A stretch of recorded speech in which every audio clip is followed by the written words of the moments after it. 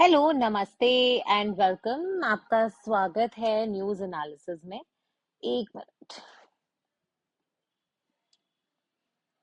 या मुझे डाउट था कि ऑडियो कनेक्टेड है या नहीं है, तो जस्ट चेकिंग इट। ठीक है, तो आइए अब हम शुरू करते हैं न्यूज़पेपर एनालिसिस। तो एक तो पिछली क्लास में अब्रप्टली वीडियो एंड हो गया था, तो उसके लिए हम दिल से sorry, because I don't know क्या टेक्निकल ग्लिच होता है, ये अपने आप एकदम स्टॉप ही हो जाता है। लेकिन अपन पिछली क्लास के कुछ आर्टिकल्स यहाँ पे कंटिन्यू करेंगे, है ना। और उसके बाद अपन 22 नवंबर का जो न्यूज़पेपर आया है वो डिस्कस करेंगे। मैं पहले ही आपको बता देती हूँ कि जो 22 नवंबर का न्यूज़पेपर आया है उसकी सबसे बड़ी खबर यही है कि इंडिया में वो जो 4 लेबर कोड्स आए थे, ठीक है, वो बेसिकली लागू हो गए हैं और उनके रूल्स भी जल्द ही निकाले जाएंगे। तो ये लेबर कोड्स क्या थे, इनसे रिलेटेड सारे आर्टिकल्स जो हैं अब वो कंटिन्यूअसली एक हफ्ते तक न्यूज़पेपर में आते रहेंगे। अब हो क्या रहा है कि 22 तारीख को ही अगर मैं देखूं तो करीबन करीबन बता रही हूँ मैं, हर ऑल्टरनेट पेज पे, अगर 24 पेज का न्यूज़पेपर है तो लगभग ये मान के चलो कि 2-3 एडवर्टीजमेंट के पेज और इधर उधर छोड़ के, तो लगभग 8-9 पेजेस में एक एक आर्टिकल जरूर है लेबर कोड्स के ऊपर। तो मैं क्या करूंगी, आज अपन पूरा न्यूज़पेपर 21 का जो रिमेनिंग पोर्शन था और 22 का पूरा न्यूज़पेपर पढ़ लेंगे। लेकिन जो ये 4 लेबर कोड्स है वो अपन 23 का जो न्यूज़पेपर होएगा उसमें डिस्कस करेंगे, क्योंकि 23 को भी बहुत सारे आर्टिकल्स और एडिटोरियल्स इसी चीज पे होने वाले हैं। तो देर इज नो पॉइंट कि हम उस पर टाइम वेस्ट करें।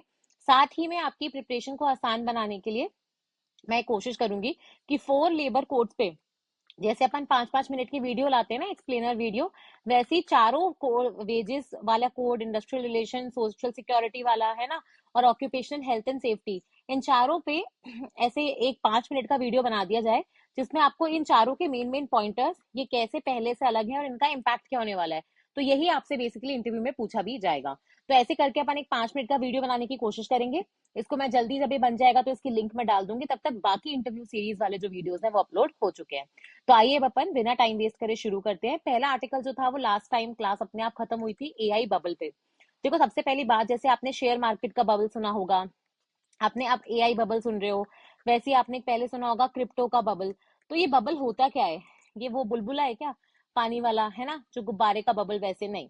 बबल मतलब क्या होता है कि अपन जब बोलते हैं कि शेयर मार्केट में बबल आ रहा है, बबल का मतलब होता है कि कंपनी की एक्चुअल प्राइसिंग सपोज करो कि 100 रुपए ही है, लेकिन जो शेयर मार्केट में उसका प्राइस चल रहा है वो है 1000 रुपए, मतलब ओवर वैल्यूएशन चल रहा है। तो कभी ना कभी तो ये बर्स्ट होगा और जो निवेशक है वो भागेंगे और इसका जो प्राइस है वो ओरिजिनल पे आएगा। वैसे ही एआई बबल का होता है। एआई में करंटली क्या होता है, क्योंकि सारी की सारी दुनिया क्या होता है, हर चीज में एआई घुसा रही है, एआई पे सब लोग पागल हो रहे हैं। ठीक है, सब लोगों को लग रहा है कि एआई के बिना तो कुछ पॉसिबल है ही नहीं। तो इसलिए जो टेक्नोलॉजी एआई में बहुत बेवकूफ सी भी है ना, मतलब जिसका ज्यादा रोल नहीं है, उन टेक्नोलॉजीज और उन कंपनीज पे भी निवेशक जो है बहुत ओवर वैल्यूएशन कर रहे हैं। अगर किसी कंपनी की वर्थ $100 मिलियन ही है, ठीक है, लेकिन उसकी जो बाकी निवेशकों ने उसमें पैसा भर भर के उसकी जो वैल्यूएशन है वो सपोज करो $300 मिलियन कर दी, तो अब ये ओवर वैल्यूएशन है, तो कभी ना कभी तो प्राइस करेक्शन होगा, कभी ना कभी ये बबल बर्स्ट होगा। तो वैसे ही आप देखोगे, क्योंकि निवीडिया जिस कंपनी के लिए, आई थिंक मैं तो बहुत ही ज्यादा इसकी इसकी स्टोरी से इंस्पायर्ड हूँ। तो निवीडिया जो है, मैंने आपको पहले ही बताया था कि पहली कंपनी थी जिसने $5 ट्रिलियन का जो मार्केट कैपिटलाइजेशन होता है, ठीक है, वो क्रॉस कर लिया। और आप ये सोचो कि इस कंपनी ने जुलाई या अगस्त में $4 ट्रिलियन का मार्केट कैपिटलाइजेशन क्रॉस किया। फिर इसमें से सॉफ्ट बैंक और बहुत सारे लोगों ने अपने पैसे निकाल लिए। तो लोगों को लगा कि अभी एआई बबल बर्स्ट होने जाना है और निवीडिया के जो रिजल्ट्स है वो खराब हो जाएंगे, क्योंकि निवीडिया में से काफी सारी कंपनियों ने अपना निवेश हटा लिया है। उसको बीट करते हुए अक्टूबर में न्वीडिया ने $5 ट्रिलियन का फाइनली मार्केट कैपिटलाइजेशन अचीव किया और उसके Q2 रिजल्ट भी भयंकर पॉजिटिव आए हैं। मतलब आप मान के चलो कि इतना ज्यादा प्रॉफिट हुआ है, इंस्पाइट की मार्केट डाउन चला गया, एआई को लेके इतने ज्यादा लोगों ने नेगेटिव कमेंट्स दे दिए, है ना, फिर भी आप देखोगे निविडिया का जो पूरा ग्रोथ है वो बहुत ही इंप्रेसिव रहा है। ये देख लो, उसका जो रेवेन्यू था हाईएस्ट एवर रहा है $57 बिलियन का। $57 बिलियन, ये बहुत सारी छोटी छोटी कंट्री के जीडीपी से ज्यादा है इसका रेवेन्यू। 62% ज्यादा है पिछले साल से। ठीक है, ऑल्दो मैंने आपको पहले बताया था कि डिक्लाइनिंग ट्रेंड था। और निविडिया मैंने आपको बताया ना कि ये बेसिकली जो चिप डलती है आपके फोन में, जो जीपीयूज डलते हैं, ग्राफिक प्रोसेसिंग यूनिट्स डलते हैं, ये कंपनी वो करती है, ठीक है, वो बनाती है। तो ऑलमोस्ट आप मान के चलो जितनी भी बड़ी बड़ी कंपनी है, चाहे वो फोन बना रही हो, लैपटॉप बना रही हो, सबको जो चिप चाहिए वो निविडिया से ही आ रही है। ठीक है, तो मेरी एआई बबल के बारे में आपको ऑलरेडी बता दिया है। और एक्चुअली होता क्या है, ये बबल का पूरा जो कॉन्सेप्ट है, ये कीन्सियन इकोनॉमिक्स फॉलो करने वाले। कीन्सियन इकोनॉमिक्स मतलब, तो आपने कीन्स का नाम सुना होगा, ठीक है। एक तो थे कैपिटलिस्ट इकोनॉमी वाले, ठीक है, जो एडम स्मिथ थे जिन्होंने क्या बोला था कि एक इनविजिबल हैंड होता है, पूरी इकोनॉमी उस पर चलती है। एक होते हैं कम्युनिस्ट वाले, और बीच में था कीन्सियन मॉडल जिसने बोला था कि कैपिटलिस्ट इकोनॉमी में भी थोड़ा बहुत तो गवर्नमेंट का कंट्रोल रहना चाहिए। तो ऐसे ही कीन्सियन इकोनॉमिस्ट थे एक, ठीक है, हाईमैन मिन्स्की करके। उन्होंने बेसिकली बोला था कि जब मार्केट में ज्यादा स्टेबिलिटी रहती है तो लोगों को लगता है कि इतनी शांति क्यों है, लगता है ना आपको भी, जब एकदम घर में कभी शांति हो जाती है तो आपको लगता है कि इतनी शांति कैसे है, तो थोड़ी अशांति तो होनी चाहिए। इस चक्कर में क्या होता है कि लोग जो होते हैं फिर वो स्पेकुलेशन करना शुरू करते हैं, इसका मतलब कुछ होने वाला है, कुछ नीचे गिरने वाला है, कुछ ऊपर जाने वाला है, जिस वजह से क्या होता है कई बार मार्केट क्रैश हो जाता है। तो वो ये कह रहे थे कि स्टेबिलिटी जो होती है ना, वो ही ब्रीड करती है इंस्टेबिलिटी। ठीक है, अब ये एआई वैल्यूएशन के फियर्स क्यों है? बेसिकली देखो, पूरा ये जो मुद्दा है ना एआई का, वो वहां से चालू हुआ जब चैट जीपीटी जो था वो इतना कॉमन हो गया। आपको पता है कि लोगों ने चैट जीपीटी पे ये जो थे अपना जिबली जो ट्रेंड चला था वो भी पूरा चालू हुआ था। तो चैट जीपीटी जब लोगों के लिए फ्री कर दिया गया, लोग उसको फ्री में यूज कर पा रहे थे, भले ही आप 5 क्वेश्चन पूछ पा रहे थे, लेकिन लोगों में एक एआई को लेके जो पूरा जागरूकता था वो क्रिएट हुआ कि भाई एआई जो है उनके कामों को आसान कर रहा है। तो एआई की इंडस्ट्री अगर आप देखोगे तो वो बोला जाता है करीबन $1 ट्रिलियन इंडस्ट्री बनने वाली है 2023 तक, और निविडिया ऐसा सबसे बड़ा प्लेयर है। ठीक है, अब इसमें कंसर्न्स क्यों है? क्योंकि आपको क्यों लग रहा है कि एआई बबल फटेगा? क्योंकि पहली बात तो कुछ ही कंपनीज है जिन्होंने इस पूरे मार्केट को ड्राइव कर रखा है, निविडिया जैसी बड़ी बड़ी कंपनी, ठीक है, उन्होंने करीबन आप देखोगे हर स्टार्टअप में इन्वेस्ट कर रखा है। तो जब इनके पड़ी और इन्होंने अपना इन्वेस्टमेंट खींच लिया तो पूरा मार्केट क्रैश करता हुआ नीचे आ जाएगा। दूसरा, आप देखोगे कि सेम ही पैसा है जो एक कंपनी से दूसरी कंपनी घूम रहा है। सपोज करो निविडिया ने इस कंपनी में कुछ ए अमाउंट निवेश किया, इन्वेस्ट किया, उसके बाद इसका ही थोड़ा हिस्सा लगा के यहाँ कर दिया, फिर इसका ही थोड़ा हिस्सा यहाँ लगा दिया, तो एक ही पैसा है जिसपे सब लोग टिके हुए हैं। तो जैसे ही वो पैसा बाहर जाएगा, ठीक है, तो ऑब्वियसली दिक्कत आ जाएगी। और तीसरा है कि अभी तक कोई इम्पैक्ट दिखाया नहीं गया है कि एआई से रिलेटेड किसी का कोई प्रॉफिट बेकिंग बिजनेस मॉडल हो। सब लोग पैसा बस लगाए जा रहे हैं इस उम्मीद में कि एआई से उनको बहुत पैसा जनरेट होगा, लेकिन कितना मोनेटाइजेशन होगा, कितना प्रॉफिट होगा, वो अभी तक समझ में नहीं आ रहा है। और कंसिडरिंग कि सब लोग अभी एनवायरमेंट को लेके इतने ज्यादा कॉन्शियस हैं, क्योंकि आप सबको पता है कि जब भी आप चैट जीपीटी पे कोई क्वेश्चन पूछते हो, तो एक क्वेश्चन जब आप पूछते हो तो लगभग ऐसा बोला जाता है कि 500 ml पानी यूज होता है, क्योंकि चैट जीपीटी को यूज करने के लिए बड़े बड़े सर्वर्स और डेटा रूम्स चाहिए, डेटा कैपेबिलिटी सेंटर्स चाहिए। इन सेंटर्स को रन करने के लिए एक तो बिजली चाहिए, क्योंकि इनको ठंडा होना चाहिए, और ठंडा रखने के लिए आप देखोगे आपको कूलिंग वाटर और इन सब की जरूरत पड़ती है। इतना सारा साफ पानी जो है ड्रिंकिंग वाटर वाला, वो इन सब में यूज हो रहा है। तो जब एनवायरमेंट सस्टेनेबिलिटी की बात है, वहां पे एआई होल्ड नहीं कर पा रहे हैं। अब चूंकि एआई रिलेटेड न्यूज है तो हमने एक और आर्टिकल आया था, आपको पता ही होगा कि इंडिया में एक तो अडानी ग्रुप था जिसने बोला था कि हम डेटा कैपेबिलिटी सेंटर बनाएंगे, रिलायंस भी इंटरेस्टेड इंटरेस्टेड है, और वैसे ही आपको पता है कि टीसीएस ने तो कॉन्ट्रैक्ट ले लिया है हैदराबाद में, सॉरी आंध्र प्रदेश में, आप देखोगे डेटा सेंटर बनाने का। तो उन्होंने टाई अप किया है टीपीजी नामक कंपनी के साथ, जिसमें 51:49 के कैपिटल रेशियो में, ठीक है, मतलब 51% हिस्सेदारी टीसीएस की है, 49% हिस्सेदारी टीपीजी कंपनी की है। वो 18,000 करोड़ का निवेश करके एक डेटा कैपेबिलिटी स्ट्रक्चर या फिर इंफ्रास्ट्रक्चर बनाएंगे इंडिया में। ठीक है, अभी जो नेक्स्ट आर्टिकल है अगर आप ऐसे देखोगे ना, खुद से पढ़ोगे, आपको लगेगा इसमें क्या ही है। बेसिकली ये बता रहा है कि अभी $1 जो है वो 89.41 पे चल रहा है। करीबन आप यही चीज डॉलर जो था पिछले साल देखते तो ये शायद 80 या 79 के आसपास चल रहा था। इसका मतलब क्या है कि पहले $1 में आपको 90 रुपए के 80 रुपए आ रहे थे, और आज के तारीख में आपको 90 रुपए आ रहे हैं। इसका मतलब क्या है कि रुपी की जो वैल्यू है वो डॉलर के सामने गिर गई है। तो गिरने के ना दो तरीके होते हैं। एक तो होता है जब मार्केट में डिमांड और सप्लाई की वजह से, चाहे वो डॉलर की हो चाहे वो रुपी की, या फिर कोई अन्य कारणों की वजह से रुपी के जो दाम है वो ऊपर हो रहे हो या नीचे हो रहे हो। और एक होता है जब आरबीआई या सरकार उसमें इंटरवीन करके इसके प्राइस को ऊपर नीचे कर रही हो। ठीक है, तो दो शब्द होते हैं, एक होता है डेप्रिसिएशन, ठीक है, और एक होता है डीवैल्यूएशन। समझ में आया? एक होता है डेप्रिसिएशन और एक होता है डीवैल्यूएशन। डेप्रिसिएशन मतलब क्या होता है? जब मार्केट फोर्सेस में डिमांड और सप्लाई और अन्य कारण की वजह से अपने आप आपकी रुपी की वैल्यू डॉलर के मुकाबले गिर जाती है। गिर जाती है मतलब पहले $1 में 80 रुपए आ रहे थे, लेकिन अभी एक ही डॉलर में 90 रुपए आ रहे हैं, तो हमारी रुपी की वैल्यू कम हो गई ना। आप ज्यादा रुपए खरीद पा रहे हो, इसका मतलब डॉलर महंगा हो गया, रुपी सस्ता हो गया। तो ऐसी चीज को हम बोलते हैं डेप्रिसिएशन। और वहीं अगर अपना रुपी जो होता बढ़ जाता, कि मतलब $1 में अभी 70 ही रुपए आते, तो उसको बोल देते हैं कि हम वैल्यू अप्रिशिएट हुई है। क्या बोलते हैं? अप्रिसिएशन। तो ये तो होता जब मार्केट की वजह से हो रहा है। दूसरी चीज क्या है? जब जानबूझ के आरबीआई या सरकार अपने रुपए को गिराती है ताकि एक्सपोर्ट जो है वो सस्ता हो जाए। कहने का मतलब क्या है? देखो, पहले कोई बंदा आपके यहाँ से कोई सामान खरीदता, सपोज करो उसने कोई टॉय खरीदा, वो 100 रुपए का था, है ना, या सपोज 90 रुपए का था तो उसको $1 लगता था। लेकिन सपोज करो कि अब आपने जो रुपी का वैल्यू है वो 100 रुपए कर दिया, तो इसका मतलब अब वो 1.5 टॉय खरीद पाएगा। समझ रहे हो क्या? वो 1.5 टॉय खरीद पाएगा, तो मतलब अब वो ज्यादा सामान खरीद पा रहा है उतने ही पैसे में। क्यों? क्योंकि डॉलर और रुपी की जो एक्सचेंज वैल्यू है वो चेंज हो गई है। तो जब आरबीआई या गवर्नमेंट हस्तक्षेप करके डॉलर और रुपी के वैल्यू को चेंज करती है इस तरीके से कि डॉलर के सामने रुपी सस्ता हो जाए ताकि हमारे एक्सपोर्टर्स को फायदा हो, तो उसको बोलते हैं डीवैल्यूएशन। चाइना के ऊपर बार बार आरोप लगते हैं कि वो डीवैल्यूएशन करता है। इंडिया जो है, हम लोग, आपको पता है कि जो एक्सचेंज मॉडल फॉलो करते हैं वो बेसिकली डर्टी फ्लोट कहलाता है, ठीक है, या फिर मैनेज्ड एक्सचेंज कहलाता है, क्योंकि उसमें हम लोग, हमारी आरबीआई जो है वो चलने देती है अंटिल की बहुत ज्यादा ऊपर नीचे मार्केट जा रहा हो। जब बहुत ज्यादा वॉलेटाइल मार्केट होता है तब आरबीआई इसमें हस्तक्षेप करती है। तो अभी लोग बोल रहे हैं कि आरबीआई का राइट टाइम है कि वो हस्तक्षेप करे और रुपये को और गिरने से बचाए, ऑल्दो अभी तक आप देखोगे आरबीआई ने इसमें हस्तक्षेप नहीं किया है, ठीक है। तो ये बता रहा है कि रुपये की वैल्यू गिर गई है, डेप्रिशिएट हो गई है डॉलर के मुकाबले। फिर ये एक आर्टिकल था जिसमें बता रहे थे कि इंडिया के सबसे ज्यादा टॉप 5 कौन से एग्रीकल्चर के एक्सपोर्ट आइटम्स है जो हम एक्सपोर्ट करते हैं, निर्यात करते हैं, और कौन से ऐसे एग्रीकल्चर के आइटम्स है जो हम आयात करते हैं यानी इंपोर्ट करते हैं।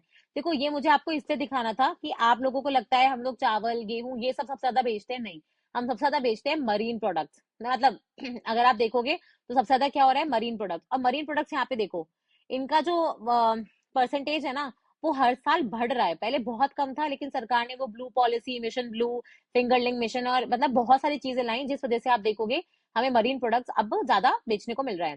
फिर उसके बाद आता है आपका चावल, उसमें से पहले नॉन बासमती और फिर बासमती चावल। फिर आपके स्पाइसेस, तो ये स्पाइसेस तो आपको पता है कि पुराने जमाने से इंडिया ही सबको सप्लाई कर रहा है। फिर अनलाइक आपको कॉफी या fruits and vegetables, buffalo meet देखने को मिलेगा, ये हम सबसे ज्यादा एक्सपोर्ट करते हैं। अब आ जाओ इंपोर्टिंग आइटम्स पे, तो इंपोर्ट हम लोग क्या करेंगे? देखो, सबसे होता है तेल, जिसको हम लोग एडिबल ऑयल बोलते हैं। तो वेजिटेबल एडिबल ऑयल में से भी जो 50% ज्यादा हम ऑयल इंपोर्ट करते हैं वो है आपका पाम ऑयल, ठीक है, वो जो इंडोनेशिया वगैरह से आता है, तो पाम ऑयल है वो, ठीक है। फिर आता है आपका पल्सेस, मैंने आपको बताया था ना, इंडिया सबसे ज्यादा प्रोड्यूस भी करता है, कंज्यूम भी करता है और साथ में आयात इंपोर्ट भी करता है पल्सेस। फिर होते हैं फ्रेश फ्रूट्स, ठीक है, वो भी हम बाहर से लेते हैं। ये ड्रैगन फ्रूट वगैरह जो होता है सारा बाहर से ही आ रहा है। फिर कैश्यूज, काजू, ये आपको पता है अफ्रीका के बहुत सारे देशों से हम कैश्यूज इंपोर्ट कर रहे हैं। ये तो यूपीएससी में प्रीवियस ईयर क्वेश्चन भी था। ये क्यों, बाय द वे, इंपॉर्टेंट चीज है। इस बार का अगर आप न्यूज़पेपर देखोगे तो उसमें मैंने ना ऊपर डाल दिया है कि कौन सा प्रीवियस ईयर क्वेश्चन पूछा गया है, प्री में है, मेंस में है। तो पहले ये जो मैंने पूरा टेबल डाला है ना, ये मैंने ऐसे खुशी के लिए नहीं डाला है, ये पहले भी यूपीएससी में पूछा जा चुका है। जैसे एक बार पूछा था कि राइस का हाईएस्ट प्रोड्यूसर कौन है पूरे वर्ल्ड में, और उस साल बस ऐसा हुआ था कि उस साल इंडिया जो था वो हाईएस्ट प्रोड्यूसर बन गया था राइस का। नहीं नहीं, राइस का नहीं था, उसका था शुगर का I am so sorry, sugar के बारे में पूछा था और स्टील के बारे में पूछा था, ठीक है। तो कभी भी यूपीएससी फिर से वो क्वेश्चंस पूछ सकता है, ये प्री में बहुत ज्यादा पूछे जाते हैं। ये आरपीएससी भी पूछ सकता है, और आरपीएससी आपसे इंडिया लेवल पे ना पूछ के राजस्थान से रिलेटेड पूछ सकता है, ठीक है। तो ये आपको मोटा मोटे तौर पे पता होना चाहिए कि ये आइटम्स हम आयात कर रहे हैं और ये आइटम्स हम निर्यात कर रहे हैं। अब आते हैं अपन एलिफेंट इन द रूम, यानी कल वाला जो मैं बोल बोल के बार बार रह गई कि ये बाद में पढ़ेंगे बाद में पढ़ेंगे, वो था सुप्रीम कोर्ट का डिसीजन, बहुत ही इंपॉर्टेंट मुद्दे पे। तो लास्ट ईयर हुआ क्या था, लास्ट ईयर बेसिकली, ये एक्चुअली मैं आपको ट्रेंड समझाती हूँ, वो क्या रहा था कि इंडिया में बहुत सारी जगह ऑपोजिशन पार्टीज थी, ठीक है। जैसे तमिलनाडु, केरला, बंगाल, पंजाब, है ना। वहां पे क्या हो रहा था कि जो आपको पता है कि गवर्नर का जो अपॉइंटमेंट होता है वो तो सेंटर करता है, और गवर्नर का अपॉइंट डायरेक्टली क्या होता है कि सेंटर कर तो रहा है लेकिन इसमें कोई स्टेट को कंसल्ट जनरली किया नहीं जाता है, ठीक है। या फिर आप देखोगे ऐसी कोई रिक्वायरमेंट नहीं है कि आपको कोई कमिटी बनानी पड़ेगी, उसके हेड बताएगा कि भाई गवर्नर कौन होगा, तो ये सेंटर अपॉइंट करती है। लेकिन गवर्नर काम किसके लिए करता है? स्टेट्स के लिए। तो स्टेट की जो लेजिस्लेटिव असेंबली है, जैसे स्टेट में भी लेजिस्लेचर, एग्जीक्यूटिव और जुडिशरी तीनों है, ठीक है। तो लेजिस्लेचर जो असेंबली होती है वहां पे बिल्स बनते हैं, और बिल्स को अगर एक्ट बनना है तो उसके लिए गवर्नर का साइन जरूरी होता है। अब जब गवर्नर के पास बिल पहुंचता है तो उसके पास 3 ऑप्शन होते हैं, एक्चुअली में 4 होते हैं। या तो वो इस बिल को असेंट कर दे कि हाँ ये बिल राइट है और इसको एक्ट बना दिया जाए, या फिर वो मना कर सकता है, ठीक है, कि ये एक्ट बनेगा ही नहीं, ठीक है। या फिर वो बेसिकली रिटर्न कर सकता है कि भाई आप रिटर्न कर दिया है, ताकि असेंबली जो है वापस इस पे सोचे और फिर से हो सकता है वापस गवर्नर को दे दें। और चौथा होता है कि वो कोई भी बिल को प्रेसिडेंट के लिए रिजर्व कर सकता है। अब हमारे संविधान में कुछ कंडीशंस ऐसी दे रखी हैं जहां पे बिल को प्रेसिडेंट के लिए रिजर्व करके रखना ही पड़ेगा, जैसे जहाँ पे हाई कोर्ट की पावर्स कम कर रही हो, या फिर यहाँ पे फेडरलिज्म को कुछ खतरा हो, या फिर वहां पे कोई ऐसा लॉ है जो सेंटर में बिल्कुल ऑपोजिट लॉ बना हो। तो ऐसी कुछ कंडीशंस हैं जहाँ पे गवर्नर को वो जो बिल है वो प्रेसिडेंट के लिए रिजर्व करके रखना ही पड़ेगा। ठीक है, लेकिन हो क्या रहा था, ये कुछ स्टेट्स में जो गवर्नर था उनके पास बिल पहुंचते और वो अनलिमिटेड टाइम तक उस पर कुछ एक्शन ही नहीं ले रहे थे। मतलब ना तो वो असेंट कर रहे थे, ना वो उसको मना कर रहे थे, ना वो उसको रिटर्न कर रहे थे, और जानबूझ के कई कई बिल्स तो वो प्रेसिडेंट के लिए आरक्षित कर देते। अब प्रॉब्लम क्या है कि यहाँ पे ना कोई टाइमलाइन नहीं थी कि गवर्नर के पास अगर बिल गया तो इतने महीनों में वापस वो लौट के आना चाहिए। ना तो ये गवर्नर के ऊपर है टाइमलाइन, ना हमारे देश के प्रेसिडेंट के ऊपर है। ठीक है, तो कई कई जगहों पे तो गवर्नर के पास जो बिल्स थे वो एक एक साल, एक एक पूरा सेशन निकल जाता था, बिल ही लैप्स हो जाता था। ठीक है, तो एक एक साल ऐसे पेंडिंग रहते थे और वो बस वेट करते रहते थे कि अब बनेगा अब बनेगा, जिस वजह से क्या हो रहा था कि वहां पे काम रुक रहे थे। ओके, तो ये पूरा जो मुद्दा है, आपको पता है कि गवर्नर के पास, अनलाइक प्रेसिडेंट, हमारे गवर्नर के पास ना डिस्क्रिशनरी पावर्स हैं। आपको पता है कि प्रेसिडेंट कौन से बिल को असेंट देगा, कौन से बिल को रिटर्न करेगा, इसमें उसको काउंसिल ऑफ मिनिस्टर्स जो होते हैं, हेडेड बाय प्राइम मिनिस्टर, उसका सलाह लेना बहुत ही जरूरी है। ठीक है, लेकिन गवर्नर के पास आपको पता है साफ साफ हमारे संविधान में डिस्क्रिशन की पावर्स दे रखी हैं। कहने का मतलब क्या है, जरूरी नहीं है कि उसको हर चीज में council of ministers headed by chief minister उससे कंसल्ट करना पड़े।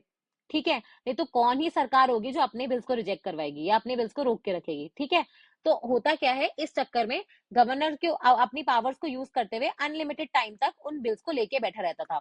ये पूरा केस गया था सुप्रीम कोर्ट के पास, तमिलनाडु सरकार जब लेके गई तो वहां पे सुप्रीम कोर्ट ने रूलिंग दी थी, दो जजेस की बेंच थी, कि नहीं, उन्होंने टाइमलाइन फिक्स कर दी थी कि 3 महीने के अंदर आपको जवाब देना होगा, 3+1+1+3।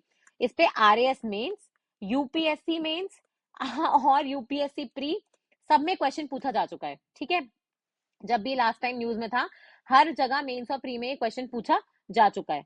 अब और नेक्स्ट कहानी पे, तो हुआ क्या, अब सबने तय कर लिया। अच्छा, तो यहाँ पे बेसिकली जो पिछली रूलिंग आई थी, जो तमिलनाडु वाला केस था, उसमें सुप्रीम कोर्ट ने 5-6 चीजें बोली थी। उन्होंने बोला था कि गवर्नर अपने आप को राजा ना समझे, ना ही प्रेसिडेंट। उनके पास जब भी बिल आता है उसकी टाइमलाइन फिक्स कर दी थी कि इतने टाइमलाइन में उनको जवाब देना ही पड़ेगा, इसमें वो लोग एक्सेप्ट करेंगे, अगर नहीं किया तो मान लिया जाएगा कि वो एक्सेप्टेड है। फिर अगर सपोज गवर्नर ने बिल प्रेसिडेंट के लिए रिजर्व रखा तो प्रेसिडेंट को भी वो कितने टाइम में भेज सकता है, फिर प्रेसिडेंट कितने टाइम में जवाब दे सकता है। तो ये सारी चीजें उन्होंने स्टैब्लिश करी थी। फिर उन्होंने ये भी बोला था कि ये टाइमलाइन जो फिक्स हो रही है, अगर जानबूझ के कोई गवर्नर गलत डिसीजन लेगा तो वो माना जाएगा कि वो जनहित में नहीं कर रहा है, वो सारी चीजें। अब आती है कट कट शॉर्ट टू, अभी अभी क्या हुआ, ये फिर से मुद्दा न्यूज में क्यों आया। होता क्या है, आपको पता है कि सुप्रीम कोर्ट जो होता है ना, 142 के अंदर कंप्लीट जस्टिस कर सकता है। आपका कोर्ट में कोई कोई से भी कोर्ट में कहीं भी केस पेंडिंग हो, आप 142 के अंदर अगर आपकी रिट एक्सेप्ट कर ली जाती है तो सुप्रीम कोर्ट 142 के अंदर कोई भी आदेश देके कंप्लीट जस्टिस का आदेश करवा सकता है। ठीक है, तो 142 के अंदर ये तमिलनाडु वाले जो केस था उसके अंदर 142 के अंदर ये सुप्रीम कोर्ट के आदेश जारी हुए थे। अब आता है एक आर्टिकल 143, ठीक है, हमारे संविधान का। इस 143 आर्टिकल में बेसिकली प्रेसिडेंट के पास ये पावर होती है कि वो सुप्रीम कोर्ट से सुझाव ले सके। किस पे सुझाव ले सके, दो चीजों पे। एक तो कॉन्स्टिट्यूशन लागू होने से पहले, संविधान लागू होने से पहले, मतलब प्री कॉन्स्टिट्यूशनल कोई लॉ या कोई ट्रीटी हुई थी उसके बारे में कोई जानकारी चाहिए। ठीक है, या फिर कोई ऐसा इंपॉर्टेंट मैटर है, कोई मुद्दा है जिसमें कॉन्स्टिट्यूशन से रिलेटेड है, कॉन्स्टिट्यूशन का इंटरप्रिटेशन होना है, तो भी वो उसमें सुप्रीम कोर्ट की इंटरप्रिटेशन करने में हेल्प ले सकते हैं। तो वैसा ही हुआ, द्रौपदी मुर्मू जी ने इस पूरे संदर्भ में कि प्रेसिडेंट और गवर्नर के क्या पावर्स हैं आर्टिकल 200 और 201 के अंदर, ठीक है, उस पूरे मैटर को उन्होंने सुप्रीम कोर्ट से रेफर किया कि आप बताइए, इसमें हमें आपका ओपिनियन चाहिए। उन्होंने क्या बोला, हमें आपका ओपिनियन चाहिए। अब आती है दो चीजें, सपोज करो 143 के अंदर, ठीक है, द्रौपदी प्रेस सॉरी अभी अपन लेते हैं प्रेसिडेंट। प्रेसिडेंट ने दो चीजें थी, एक तो कोई प्री संवैधानिक लॉ था, कॉन्स्टिट्यूशनल लॉ था, उस पर राय मांगी। तो यहाँ पे सुप्रीम कोर्ट बाउंड है कि वो एडवाइस देगा ही देगा। समझ रहे हो क्या, मतलब कोई कॉन्स्टिट्यूशनल मुद्दा है जो कि संविधान से चालू लागू होने से पहले लागू हुआ था, तो उस ट्रीटी पे, उस मुद्दे पे सुप्रीम कोर्ट को एडवाइस देना बाध्य है, कंपल्सरी है। लेकिन प्रेसिडेंट के ऊपर है कि वो एडवाइस मानना चाहता है या नहीं, मानना चाहती है या नहीं, लेकिन सुप्रीम कोर्ट को एडवाइस देना कंपलसरी है। और दूसरा मुद्दा क्या था, जब कोई आप देखोगे कॉन्स्टिट्यूशनल मैटर है, मैटर ऑफ नेशनल इंपॉर्टेंस है, तो उस पे बस प्रेसिडेंट राय मांग सकती है सुप्रीम कोर्ट की। यहाँ पे सुप्रीम कोर्ट चाहे तो राय दे सकता है, चाहे तो मना कर सकता है राय देने से, और जो राय दी भी है वो भी प्रेसिडेंट चाहे तो मान सकता है, चाहे ना माने। ठीक है, तो ये दो चीजें हैं। अब जो द्रौपदी मुर्मू ने जो एडवाइस मांगी थी, द्रौपदी मुर्मू जी जो हमारी प्रेसिडेंट है, उन्होंने एडवाइस मांगी थी इस वाले में, क्योंकि उनको लगा कि ये जो पूरा आर्टिकल 200 है, 201 है, इसका कॉन्स्टिट्यूशनल इंटरप्रिटेशन होगा, उसको समझा जाएगा, तो सुप्रीम कोर्ट बेस्ट जज है इस चीज को समझने का। तो उन्होंने पूरा मुद्दा सुप्रीम कोर्ट पे राय के लिए भेजा। सुप्रीम कोर्ट ने अपनी राय को द्रौपदी जी के सामने रखा है। उन्होंने अब राय रखने के लिए भी क्या होता है, कॉन्स्टिट्यूशनल बेंच बनती है। क्या बनती है, कॉन्स्टिट्यूशनल बेंच बनती है। कॉन्स्टिट्यूशनल बेंच जो होती है, हमारे संविधान में साफ साफ लिखा है कि कॉन्स्टिट्यूशनल बेंच वही होगी जहां पे 5 या 5 से ज्यादा जजेस होते हैं। ठीक है, तो और पहले ही आपको पता है कि केस हो चुका था ये तमिलनाडु वाला, जिसमें 2 जजेस की बेंच ने डिसीजन सुना दिया था। तो वैसे भी अभी आप देखोगे 2 जजेस से ऊपर वाली बेंच बैठनी थी। तो यहाँ पे कॉन्स्टिट्यूशनल बेंच बैठाई जाती है हमारे सुप्रीम कोर्ट के चीफ जस्टिस BR गवई के द्वारा। ठीक है, जिसमें वो खुद भी शामिल थे। और उस कॉन्स्टिट्यूशनल 5 जजेस की जो बेंच है, उसने ये डिसीजन दिया है अभी, जिसने आप देखोगे पूरे मार्केट में खलबली मचा दी। उस डिसीजन में उन्होंने जो पुराना डिसीजन था 2 जज बेंच वाला, उसको रिवर्स कर दिया है। इसको क्या बोलते हैं, doctrine of prospective over ruling. क्या बोलते हैं इसको, doctrine of prospective over ruling. ठीक है, तो doctrine of prospective over ruling का इसके बेस पे तो यूपीएससी मेंस में भी आ चुका है, क्या कहते हैं, प्री में भी क्वेश्चन आ चुका है। प्रोस्पेक्टिव ओवर रूलिंग मतलब क्या होता है, पुराने ही अपने कही हुई बातों के ऊपर ओवर रूल कर देना। ठीक है, तो अब सुप्रीम कोर्ट ने इसमें क्या कहा है वो अपन जानेंगे। तो उनसे द्रौपदी मुर्मू जी ने 14 क्वेश्चन पूछे थे, और उन 14 क्वेश्चन का यहाँ पे आप देख सकते हो विवरण मैंने यहाँ पे डाल दिया है। ये इंडियन एक्सप्रेस में आर्टिकल आया था, लेकिन इसमें से जो काम की बातें आपको पता होनी चाहिए वो मैंने यहाँ पे हाईलाइट कर दी है। पहला तो सुप्रीम कोर्ट ने ये बोला था, जैसे उनसे ये पूछा गया था कि जो गवर्नर होता है क्या वो काउंसिल ऑफ मिनिस्टर्स की एडवाइस से बाध्य है आर्टिकल 200 के अंदर। तो उन्होंने साफ मना कर दिया, बिल्कुल नहीं, क्योंकि गवर्नर को हमारे यहाँ पे डिस्क्रिशनरी पावर्स दी गई है। ठीक है, दूसरा उनसे पूछा गया था कि ये जो जुडिशियल रिव्यू की पावर होती है, तो क्या सुप्रीम कोर्ट जुडिशियल रिव्यू कर सकती है क्या गवर्नर का जो डिसीजन उसने लिया है। तो उसमें सुप्रीम कोर्ट ने बोला है कि सपोज करो गवर्नर ने डिसाइड किया कि वो कोई बिल आया था उसको प्रेसिडेंट के लिए रिजर्व करेंगे, तो सुप्रीम कोर्ट इस चीज पे क्वेश्चन नहीं कर सकता, इस चीज का जुडिशियल रिव्यू नहीं कर सकता कि गवर्नर ने क्या एविडेंस लिया, क्या उनका सोचना था कि उन्होंने बिल जो है प्रेसिडेंट के लिए रिजर्व कर दिया। लेकिन अगर गवर्नर, ठीक है, अनएक्सप्लेन तरीके से, अनआंसरेबल तरीके से इनडेफिनेट टाइम के लिए डिले करता है, तो आप देखोगे उस चीज का जुडिशियल रिव्यू हो सकता है। इसका मतलब है कि ऑल्दो आप देखोगे हम स्क्रूटिनाइज नहीं कर रहे हैं कि गवर्नर ने क्या सोच कर डिसीजन लिया, बट जो वो डिसीजन ले रहा है वो जुडिशियल रिव्यू के पावर के अंदर आता है। ठीक है, फिर तमिलनाडु केस में जो टाइमलाइंस लगाई गई थी डिसीजन को लेने की, क्या वो अभी लागू करी जाएंगी, बिल्कुल नहीं। सुप्रीम कोर्ट ने साफ मना कर दिया कि ये जो टाइमलाइंस थी ये बेसिकली उस टाइम थी, लेकिन ऐसा कोई बाध्य नहीं है। हाउएवर गवर्नर की ड्यूटी बनती है कि वो कोई इंडेफिनिट जानबूझ के इनएक्सप्लेन तरीके से डिले ना करे, नहीं तो वो अल्ट्रा वायस टू कॉन्स्टिट्यूशन माना जाएगा और उस डिसीजन को नलिफाई कर दिया जाएगा।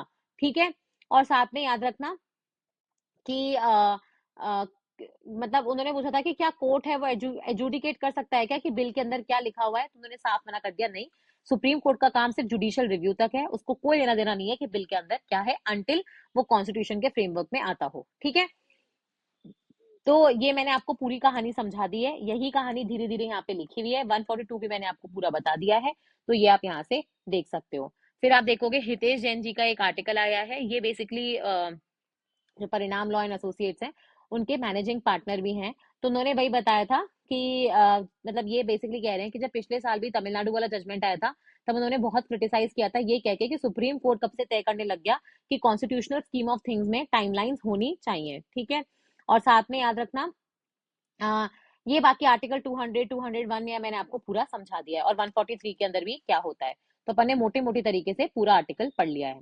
अब अपन आप आते हैं नेक्स्ट आर्टिकल पे, जो है बेसिकली ये लिखा है एस महेंद्र देव जी ने। ये प्रधानमंत्री की ना एक वो होती है, इकोनॉमिक एडवाइजरी काउंसिल होती है, तो उसके आप देखोगे चेयरमैन है फिलहाल। तो ये बता रहे हैं कि जो मोदी जी का जो तीसरा काल चल रहा है, क्योंकि 2014 में आए, फिर 2019 के इलेक्शन जीते और फिर 2024 के, तो बोल रहे हैं जो मोदी 3.0 का टर्म चल रहा है, ये ऐसे ही नहीं चल रहा है, बल्कि बहुत सारे रिफॉर्म्स हैं इंडिया ने जो विटनेस करे हैं। कोविड के टाइम पे जो हालत हुई थी, उसके बाद हम देखोगे इंडिया बहुत लंबा चल के आया है। तो बता रहे हैं कि इंडिया ने क्या क्या अचीव किया है, तो वो अपन जरूर देखेंगे, क्योंकि अपने को भी ये फायदा करेगा। इंटरव्यू में अगर हमसे कोई पूछ ले कि पिछले 5 सालों में 10 सालों में आपको क्या लगता है कि इंडिया ने कौन से मेजर रिफॉर्म्स लिए हैं, तो देखो जब भी आप बात करोगे रिफॉर्म्स की, तो आप बताना कि सबसे बड़ा रिफॉर्म तो ये है कि जब पूरी इकोनॉमी नीचे जा रही थी, तो इंडिया ने काफी अच्छा ग्रोथ रेट दिया था कोविड में, स्पेसिफिकली हमारे एग्रीकल्चर सेक्टर ने। दूसरा, आप देखोगे कोविड होने के बावजूद भी इंडिया ने बहुत कम लाइव मतलब खोई थी as compared to developed countries, जिनके पास हेल्थ केयर, टेक्नोलॉजी, फाइनेंस सब कुछ था। लेकिन फिर भी आप देखोगे वहां पे मौतें ज्यादा हुई थी, और इंडिया इस चीज से जल्दी उभर भी पाया। तीसरा, आप ये बोलोगे कि जो इंडिया है उसकी जीडीपी ग्रोथ रेट इस वक्त वर्ल्ड में काफी ज्यादा है। आप लेटेस्ट जो रिपोर्ट्स आई थी, वो 6.5 से 7.5% के बीच का इंडिकेट करती है। इनफैक्ट चाइना भी आप देखोगे नीचे जा रहा है, 6% और 5.5 के बीच में है। पूरा वर्ल्ड ऑन एन एवरेज आप देखोगे 3% के आसपास है, तो इंडिया आप देखोगे डबल द वर्ल्ड एवरेज की स्पीड से ग्रो कर रहा है। चौथा, इंडिया ऑलरेडी अगर आप देखोगे जीडीपी वाइज अगर मैं कहूँ, तो यूके को पीछे छोड़ चुका है। हम फोर्थ लार्जेस्ट इकोनॉमी बन चुके हैं वर्ल्ड में। मतलब हमें से पहले तो यूएस है, फिर चाइना है, फिर थर्ड नंबर पे जर्मनी है, और पीछे हम आ गए। तो ऑलरेडी आप देखोगे इंडिया चौथे नंबर पे आ चुका है, अगर हम बात करें जीडीपी के मामले में, रिफॉर्म्स की अगर हम बात करते हैं, ठीक है। फिर 1 मिनट, फिर अगर आप देखोगे रिफॉर्म्स की अगर हम बात करें, तो इंडिया ने ब्लैक मनी को कर्व करने के लिए डीमोनेटाइजेशन जैसे रिफॉर्म्स करे थे। फिर रियल एस्टेट में आप देखोगे रेरा जैसे रिफॉर्म्स लाए थे। फिर 1 जुलाई 2017 को हम जीएसटी लाए थे, और अभी 22 सितंबर को हमने जीएसटी 2.0 भी दिया था, पूरा रिफॉर्म्स आ गया। फिर आप देखोगे हमने इनकम टैक्स में काफी रिफॉर्म करे हैं, और आपको पता है कि बजट में इस साल 12 लाख तक के जो इनकम वाले लोग हैं, इनको ऑलमोस्ट जीरो टैक्स भरना है, और इसमें भी 75,000 का अगर आप स्टैंडर्ड डिडक्शन लेते हो, तो लगभग अगर आपकी इनकम 12.75 लाख है, तो आपको कोई टैक्स नहीं भरना है, ठीक है। इसके अलावा आप देखोगे हमने और कौन से रिफॉर्म्स करे हैं।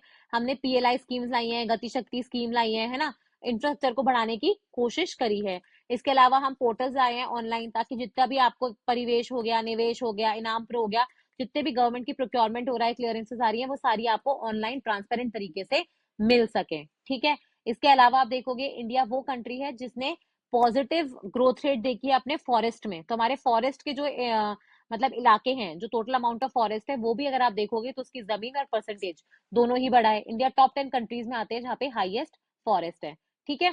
तो बहुत सारी चीजें ये बता रहे हैं। फिर इन्होंने और भी चीजें बताई है, वो भी देख लेते हैं एक बार। 1 मिनट, हाँ।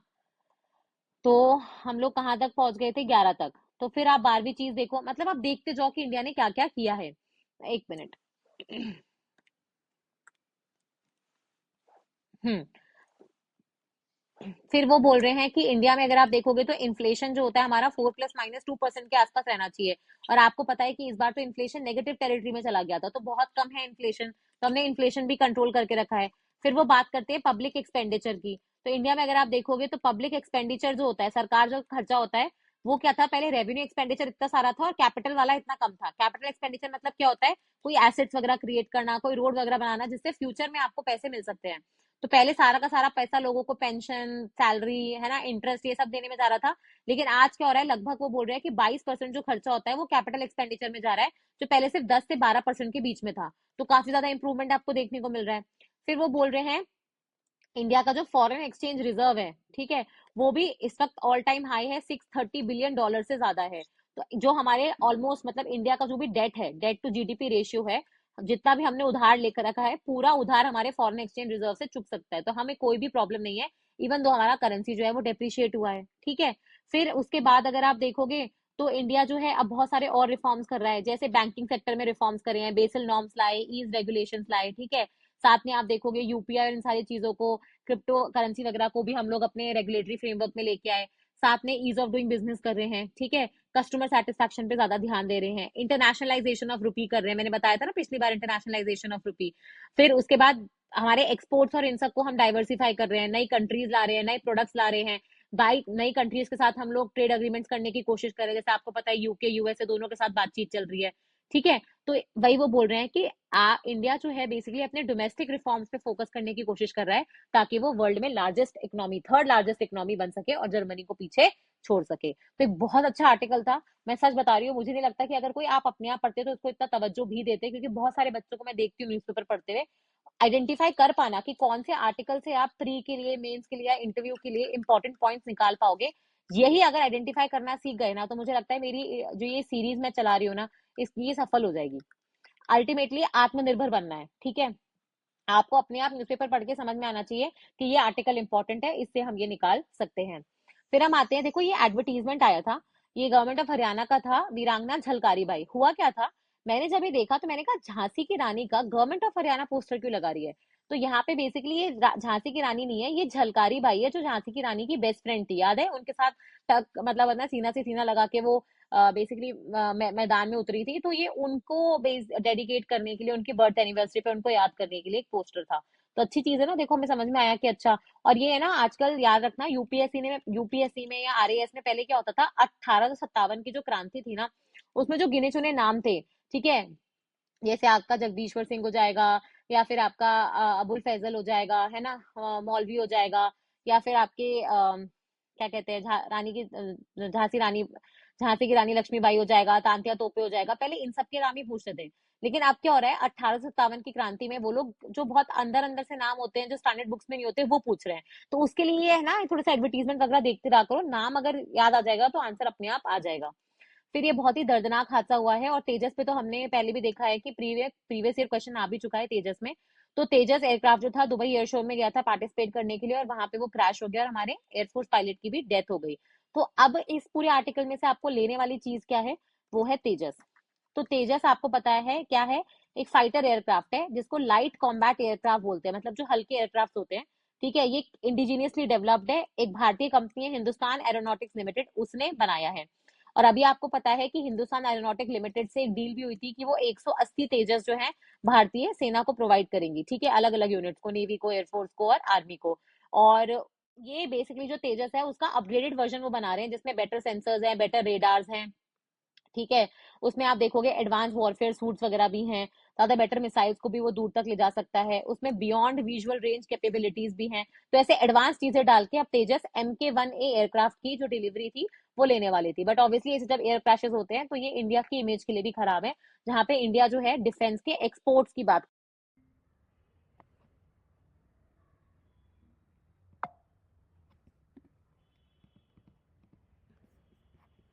आ, तो यहाँ पे ना मैंने ऊपर एक हेडलाइन पे डाल रखा है कि कैसे ये बर्थ सैनिटरी सेलिब्रेशंस होते हैं ना, जैसे किसी चीज़ को 50 साल होते हैं, 25 होते हैं, 100 होते हैं, 125 होते हैं, 150 होते हैं, 250 होते हैं, तो ये साल क्या होते हैं, बहुत इंपॉर्टेंट होते हैं। आप जनरली देखोगे कोई भी एग्जाम में पर्सनालिटीज़ जो होती हैं या इवेंट्स इन न्यूज़ जो पूछे जाते हैं, वो इस तरीके से होते हैं कि मतलब इनमें से कोई ईयर फॉल कर रहा होता है। जैसे इसरो अगर आप देखोगे 1969 में आया था, 2019 में इसरो पे पूरा क्वेश्चन पूछा गया था और वो एक्सपेक्टेड था कि पूछा जाएगा। वैसे ही महात्मा गांधी के जब 150 ईयर्स हो गए थे, तो उनके ऊपर आपको पता है कि मतलब 2 साल तक पूरे क्वेश्चन पूछे गए, है ना। वैसे ही आपको पता है रामानुजम पे भी क्वेश्चन पूछे गए, या फिर आप देखोगे जो सिख गुरुज हैं उन पे क्वेश्चन पूछे गए। तो वैसे ही आप देखोगे अभी साईं बाबा के सैनिटरी सेलिब्रेशंस को सेलिब्रेट किया जा रहा है, तो इसीलिए आप देखोगे इंपॉर्टेंट हो जाते हैं। ऑल्दो इस पे अभी कोई न्यूज़पेपर में बहुत लंबा आर्टिकल नहीं आया है, आया तो अपन इसको जरूर कवर करेंगे, ठीक है। पर ये जो नंबर्स होते हैं ना, इसको थोड़ा ध्यान में रखना, और अगर कोई आर्टिकल आता है तो इनको जरूर पढ़ना। फिर अपन देखते हैं नेक्स्ट जो ये आता है अपना न्यूज़ आइटम जो है, वो है इंडिया के PSLV के बारे में, ठीक है।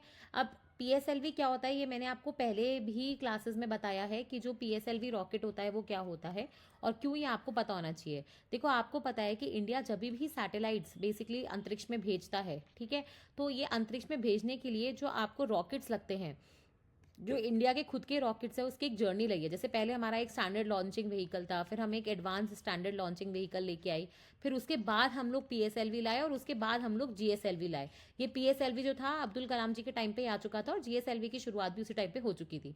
तो PSLV और GSLV, PSLV क्या होता है, पोलर सैटेलाइट लॉन्च व्हीकल, और GSLV का मतलब क्या होता है, जियो सिंक्रोनस सैटेलाइट लॉन्च व्हीकल। मतलब क्या है, जैसे मैंने पहले भी समझाया था कि सपोज ये अर्थ है, अब अर्थ में सैटेलाइट जो होती है वो ऐसे भी घूम सकती है या फिर वो ऐसे घूम सकती है।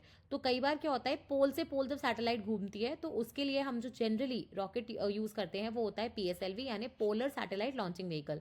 और ये जियो सिंक्रोनस वाला मतलब जो जियो सिंक्रोनस वाला ऑर्बिट होता है अपना 36,500 किलोमीटर पे, जहां से बेसिकली आपके टेलीकॉम वाली जो पूरी लाइंस होती है ना, तो वो वाला आप देखोगे होता है GSLV। ठीक है, ये अपन ने पहले भी क्लासेस में डिस्कस किया है, तो इट इज इंपॉर्टेंट कि आप पुराने न्यूज़पेपर एनालिसिस भी थोड़ा सा देख लें। अभी ज़्यादा पीछे हुआ भी नहीं है, पर आइडिया लग जाएगा। वहाँ मैंने ऑर्बिट्स और types of orbits, types of rockets और ये सारी चीज़ें बहुत डीपली समझाई हैं। अब अपन आते हैं PSLV पे। PSLV पे न्यूज़ क्या आई है, मैंने आपको पहले भी बताया था कि PSLV को इसरो जो है वो अपना वर्क हॉर्स बोलता है। मतलब एक ऐसा रॉकेट जिसे इसरो ने कितने सारे मिशन सक्सेसफुल किए हैं, और इसका फेल रेट जो है ना वो भी बहुत कम है। आई थिंक 2 या 3 मिशन ही है जहाँ पे वो फेल हुआ है। ठीक है, अब PSLV जो था, इसरो ये बार बार कह रहा था कि वो अपनी जो कैपेबिलिटीज हैं वो PSLV को बनाने में नहीं, बल्कि जो एडवांस लॉन्च रॉकेट्स होते हैं, RLV होता है, रीयूजेबल लॉन्च व्हीकल्स हो गए, या फिर कोई और जो कठिन मिशन होते हैं ना, चंद्रयान, अभी शुक्रयान और गगनयान, इन सब पे फोकस करना चाहता है। और वो चाहता है कि PSLV जो है वो कॉर्पोरेट सेक्टर या प्राइवेट सेक्टर डेवलप करे। तो उसी के रिगार्डिंग एक न्यूज़ है कि PSLV रॉकेट के लिए जो प्राइवेट सेक्टर पास डेवलप करने चालू करे थे, अब हो सकता है कि 2026 तक पहला आपको प्राइवेट सेक्टर डेवलप्ड PSLV मिल भी जाए। इसके लिए उन्होंने HAL और L&T दोनों के साथ मिलकर कॉन्ट्रैक्ट किया था ज्वाइंट, और अब आप देख रहे हो कि उस पर काम चालू हो चुका है। फिर हम चलते हैं नेक्स्ट आर्टिकल पे, जो बेसिकली हमारे राजनाथ सिंह जी जो है हमारे डिफेंस मिनिस्टर हैं, उन्होंने एक स्टेटमेंट दिया था यूनाइटेड नेशंस के रिफॉर्म्स के ऊपर। ऑल्दो ये अपन पहले भी डिस्कस कर रहे हैं, बट फिर भी मैं एक बार बता देती हूँ। देखो, यूनाइटेड नेशंस क्या थी, आपको पता है कि विश्व में 2 युद्ध हुए, एक वर्ल्ड वॉर 1 हुआ है और एक वर्ल्ड वॉर 2 हुआ है। मैं विश्व लेवल वाले युद्धों की बात कर रही हूँ। ठीक है, वर्ल्ड वॉर 1 के बाद एक बॉडी बन के आती है जिसका नाम होता है लीग ऑफ नेशंस, और विश्व युद्ध 2 यानी वर्ल्ड वॉर 2 के बाद जो बॉडी बन के आती है वो है United Nations. League of Nations जब बन के आई थी तो उसका भी काम यही था कि दूसरा विश्व युद्ध ना हो, कंट्रीज के बीच में जो सीक्रेट अलायंसेस थी वो ना हो, कंट्रीज का डेवलपमेंट हो, विश्व में शांति और पीस और सिक्योरिटी आए। लेकिन ऑब्वियसली ऐसा हुआ नहीं, क्योंकि विश्व युद्ध 2 हो गया। अब यूनाइटेड नेशंस जो था वो 1945 में बनता है USA के अंदर। ठीक है, और 1945 में जब यूनाइटेड नेशंस बना था, उस समय आप देखोगे लगभग यूनाइटेड नेशंस में कितने मेंबर्स थे, 45। ठीक है, और इसमें से 5 कंट्रीज जो थी वो यूनाइटेड नेशन सिक्योरिटी काउंसिल का हिस्सा बनी, जिनको वीटो पावर दिया गया। वीटो पावर मतलब कि कोई भी रेजोल्यूशन अगर पास होता है तो इनकी सहमति जरूरी है। अगर इन 5 में से किसी ने भी ना बोल दिया तो चाहे पूरी दुनिया ने मिलकर उसको हाँ क्यों ना बोला हो, वो रेजोल्यूशन पास नहीं होगा। ठीक है, अब यूनाइटेड नेशन की अगर आप बात करोगे तो 1945 में बनी थी, इतने कम मेंबर्स के साथ बनी थी, लेकिन कट शॉर्ट टू इसको करो 2025 में। अब यूनाइटेड नेशंस के आज 193 प्लस मेंबर्स हैं। ठीक है, प्लस आप देखोगे यूनाइटेड नेशन सिक्योरिटी काउंसिल भी बढ़ गई है। ऑल्दो 5 के पास ही ये वीटो पावर है, बट अब आप देखोगे 10 कंट्रीज और हैं जो यूनाइटेड नेशन सिक्योरिटी काउंसिल में टेम्पररी मेंबर्स हैं, शॉर्ट टर्म के लिए मेंबर्स बनते हैं। इसके अलावा ऑल्दो यूनाइटेड नेशन सक्सेसफुल रहा है कि कोई तीसरा विश्व युद्ध ना हुआ है, बट उसके अलावा बहुत सारे युद्ध तो हो ही चुके हैं, है ना, इसके तो कोई कहने वाली बात ही नहीं है। फॉर एग्जाम्पल, अभी इस वक्त यही चीज हमारे राजनाथ सिंह जी ने भी कही है, इस वक्त दुनिया में हर जगह आप देखोगे तो इंस्टेबिलिटी है। कैसे? रशिया यूक्रेन में युद्ध चल रहा है, इजराइल गाजा का युद्ध चल रहा है। ठीक है, फिर वहां पे सूडान में इंटरनल क्राइसिस है, नाइजीरिया में अलग क्राइसिस चल रही है, अफ्रीका में और सारे देश हैं, West Asia, Lebanon, Israel, Yemen, हर जगह प्रॉब्लम्स चल रही है। वेनेजुएला में आपको पता है अलग ही कुछ चल रहा है, नेपाल, बांग्लादेश, हर जगह अगर आप देखोगे इस वक्त विश्व में बहुत ही कम देश ऐसे होंगे जहां पे कोई ना कोई या तो सिविल वॉर या आपस में लड़ाई कुछ नहीं चल रहा हो।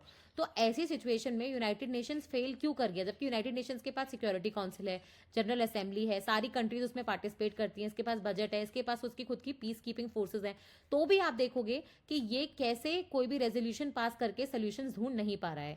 तो इसलिए आप देखोगे राजनाथ सिंह जी बोल रहे हैं कि it is high time United Nations में रिफॉर्म्स की जरूरत है, हमें पीस, जस्टिस और इक्वल रिप्रेजेंटेशन लाना है, हमें ग्लोबल साउथ को ग्लोबल नॉर्थ के बराबर लाना है, ताकि सबकी बातों को तवज्जो दिया जा सके। ठीक है, फिर हम चलते हैं नेक्स्ट आर्टिकल के ऊपर, जो मैंने ये पिछली क्लास में बता दिया था, पर ये मैंने इसलिए डाला है क्योंकि ये यूपीएससी, सीएससी और फॉरेस्ट दोनों में मेंस क्वेश्चन में एक बार क्या हुआ था आपको पता है, COP26 जो ग्लासगो में जो समिट हुई थी ना यूके के अंदर, उसमें क्या हुआ था, इंडिया ने पंचामृत अनाउंस किया था, और उस साल हर मेजर जो भी एग्जाम हुआ था सब में ये COP26 के ऊपर प्री में तो क्वेश्चन था ही, साथ में मेंस में भी क्वेश्चन था।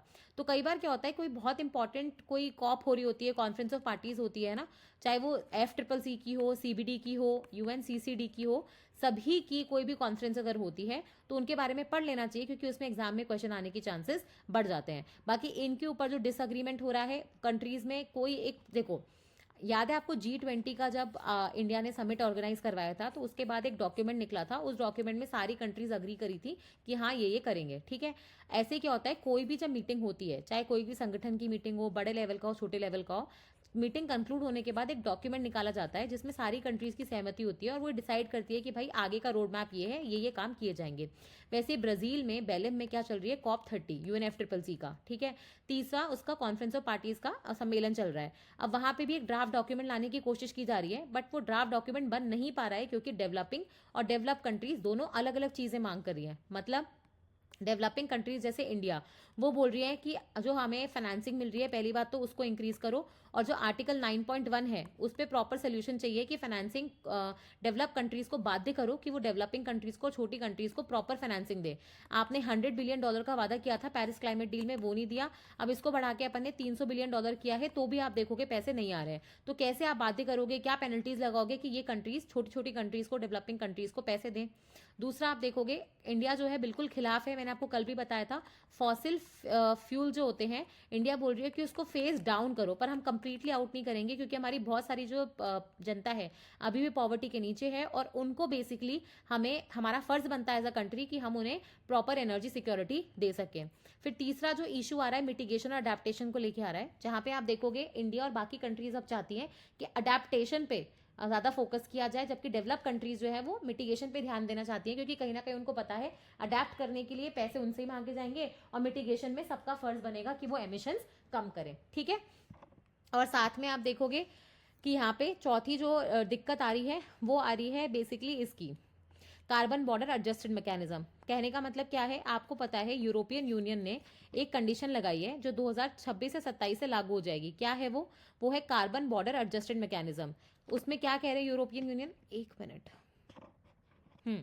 उसमें यूरोपियन यूनियन क्या कह रहा है, वो ये कह रहा है कि यूरोपियन यूनियन में जो 27 कंट्रीज आती हैं यूरोप के अंदर, उनका एक संगठन है जिसको अपन यूरोपियन यूनियन बोलते हैं। तो इन कंट्रीज में आप ये लागू हो जाएगा कि जैसे यहाँ पे जो कंपनी कोई भी मैन्युफैक्चरिंग करती है कुछ भी चीज, तो उसको हायर जो स्टैंडर्ड्स होते हैं वो फॉलो करने पड़ते हैं ताकि एमिशन कम हो। लेकिन इस वजह से क्या होता है, जो कॉस्टिंग है प्रोडक्ट की वो बढ़ जाती है। लेकिन इंडिया और चाइना जैसी कंट्रीज में क्योंकि एमिशन के स्टैंडर्ड्स लो हैं, तो सपोज करो वहां पे ही सेम सामान जो यूरोप में 300 का रुपए का मिलता है, वो इंडिया में 100 रुपए का मिल जाता है। और फिर इंडिया और चाइना जैसी कंट्रीज इसको यूरोप जैसे देशों में एक्सपोर्ट करती हैं। और यहाँ पे जो मैन्युफैक्चरर्स हैं, जो बाकी लोग हैं, वो भी अपने मैन्युफैक्चरर से ना लेके इनसे लेना शुरू कर देते हैं क्योंकि इनको सस्ता पड़ता है एक्सपोर्ट के बाद भी। तो यूरोपियन यूनियन ये बोल रहा है कि जो कंडीशंस हमने अपने लोगों पे लगाई हैं मैन्युफैक्चरर्स पे, वही अब हम ये इंडिया और चाइना वाले मैन्युफैक्चरर्स पे लगाएंगे, एक्सपोर्टर्स पे लगाएंगे। और मतलब सिर्फ इन दोनों देशों पे नहीं, और भी देशों पे। और हम एक नया सिस्टम लाएंगे जिसको बोलते हैं कार्बन बॉर्डर एडजस्टेड मैकेनिज्म। इसका मतलब क्या होता है कि कार्बन टैक्स एक तरीके का, क्योंकि आपकी कंट्री में एक लोअर स्टैंडर्ड फॉलो होता है, तो आपकी कंट्री पे इक्विवेलेंट अमाउंट ऑफ टैक्स लगा देंगे ताकि आपका प्रोडक्ट भी अब 300 रुपए का हो जाए। तो इससे क्या होगा कि जो यूरोप में बैठे लोग हैं, कंपनीज हैं, मैन्युफैक्चरर्स हैं, वो अपने ही लोगों से सामान लेंगे, नहीं तो आपको कार्बन टैक्स तो देना पड़ेगा। तो इस पे जो चाइना और इंडिया और बाकी देश हैं वो ये बोल रहे हैं ये एक यूनिलैटरल डिसीजन है, एक तरीके से एक तरफा डिसीजन है। आपने तो पहले एमिशन कर लिया, फायदे ले लिए, अब हमारी जैसी कंट्रीज को बिना पैसे और टेक्नोलॉजी दिए आप हम पे ये इम्पोज नहीं कर सकते। तो इसको लेके आप देखोगे इश्यूज चल रहे हैं, ठीक है। फिर हम चलते हैं नेक्स्ट आर्टिकल के ऊपर। ये तो मतलब एक तहलका मचा देने वाली न्यूज है। देखो अब तक हम क्या देख रहे थे कि रशिया वर्सेस यूक्रेन, ठीक है। रशिया का साथ कौन दे रहा था, बहुत ही कम लोग थे, ईरान था, ले दे के चाइना था, और एक दो कंट्रीज इधर उधर से साथ दे रही थी, है ना। यूक्रेन के साथ आप देखोगे पूरा यूरोपियन यूनियन, ऑस्ट्रेलिया, जापान, है ना, यूएस, बहुत सारी कंट्रीज इसके साथ थी, है ना। इस वजह से आप कहीं ना कहीं बोल सकते हो कि यूक्रेन रशिया का 2 साल तक मुकाबला डट के कर भी पाया, ठीक है। लेकिन अब क्या हो रहा है कि उन दोनों के बीच में युद्ध बढ़ता जा रहा है। आपको पता है रशिया ने भी यूक्रेन के ऊपर मिसाइल्स गिरा दी थी, उनके स्कूल्स, और उसमें काफी सारे महिलाओं और बच्चों की डेथ भी हो गई थी। तो अब और ट्रंप जी वापस नॉमिनेट हो गए हैं, और ट्रंप का भी बेसिक काम क्या है, मैंने आपको क्या बताया था, उनको चाहिए नोबेल पीस प्राइज। तो उन्होंने ठान लिया कि दुनिया में जितने भी युद्ध चल रहे हैं ना, वो सबको स्टॉप और विश्राम लगवाएंगे। तो अब जहां यूएस सबसे बड़ा सपोर्टर था यूक्रेन को, पैसे के वाइज भी, टेक्नोलॉजी वाइज भी, मिलिट्री क्राफ्ट के वाइज भी, इक्विपमेंट्स के वाइज भी, जो भी कुछ यूक्रेन को चाहिए था, वो मेजर सपोर्टर यूएस ही था। अब ट्रंप साहब ने एक कंडीशन रख दी है, उन्होंने यूक्रेन को बोला है, उन्होंने बेसिकली एक पीस प्लान दिया है, ठीक है। और उन्होंने इससे पहले मतलब इस पीस प्लान के लिए उन्होंने व्लादिमीर पुतिन जो कि रशिया के प्रेसिडेंट है और व्लादिमीर जेलेंस्की जो कि यूक्रेन के प्रेसिडेंट है, दोनों से बात करी थी और उन्होंने यूक्रेन को एक तरीके से अल्टीमेटम दे दिया है कि आप ये फॉलो करो, नहीं तो यूएस आपको सारी फंडिंग और वो सब बंद कर देगा, तो वैसे भी आप वॉर में टिक नहीं पाओगे। तो उन्होंने क्या कंडीशन रखी है, आपको पता है ये पूरा वॉर चला क्यों था, क्योंकि रशिया ने पहले तो क्रीमिया अनेक्स किया जो यूक्रेन का एक हिस्सा था ब्लैक सी के अंदर, ठीक है। पर वो वहां पे नहीं रुका। 2014 में एनेक्सेशन करने के बाद भी रशिया ने अब क्या किया था, यूक्रेन का जो ये वाला हिस्सा था जो रशिया से टच करता था, जिसको वो लोग डॉनबास रीजन कहते थे, ठीक है, जिसमें लुहान, डॉनटेस्क और बहुत सारे रीजन आते हैं जिसमें मेजर पॉपुलेशन जो है वो रशियन बोलती है, उन हिस्सों को हथिया लिया था या एनेक्स कर लिया था, ठीक है। यूक्रेन इसी हिस्से को वापस पाने की कोशिश में ये लड़ाई कर रहा है। तो अब ये जो पीस प्लान यूएस ने प्रपोज किया है उसके अंदर वो बोल रहे हैं कि ये हिस्से जो हैं, जो टेरिटरी अब रशिया के हिस्से में चली गई वो रशिया की कहलाएगी, यूक्रेन उसको वापस ना ले। साथ में अपना यूक्रेन जो है वो नाटो का हिस्सा बनने का सपना छोड़ दे, क्योंकि पूरी लड़ाई इसलिए हुई थी कि यूक्रेन ने नाटो की मेंबरशिप के लिए अप्लाई किया था। अब आप बोलोगे कि नाटो की मेंबरशिप के लिए इतनी बड़ी लड़ाई कैसे हुई, तो यहाँ पे आती है आपकी वर्ल्ड वॉर की कहानी। आपको पता है कि जब वर्ल्ड वॉर 2 निपट गया था उसके बाद शुरू होता है एक कोल्ड वॉर, ठीक है, ठंडा युद्ध।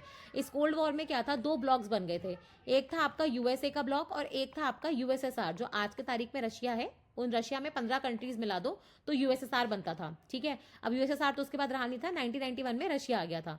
लेकिन यूएसए ने ये बेसिकली एक तरीके के मिलिट्री ब्लॉक थे, ठीक है।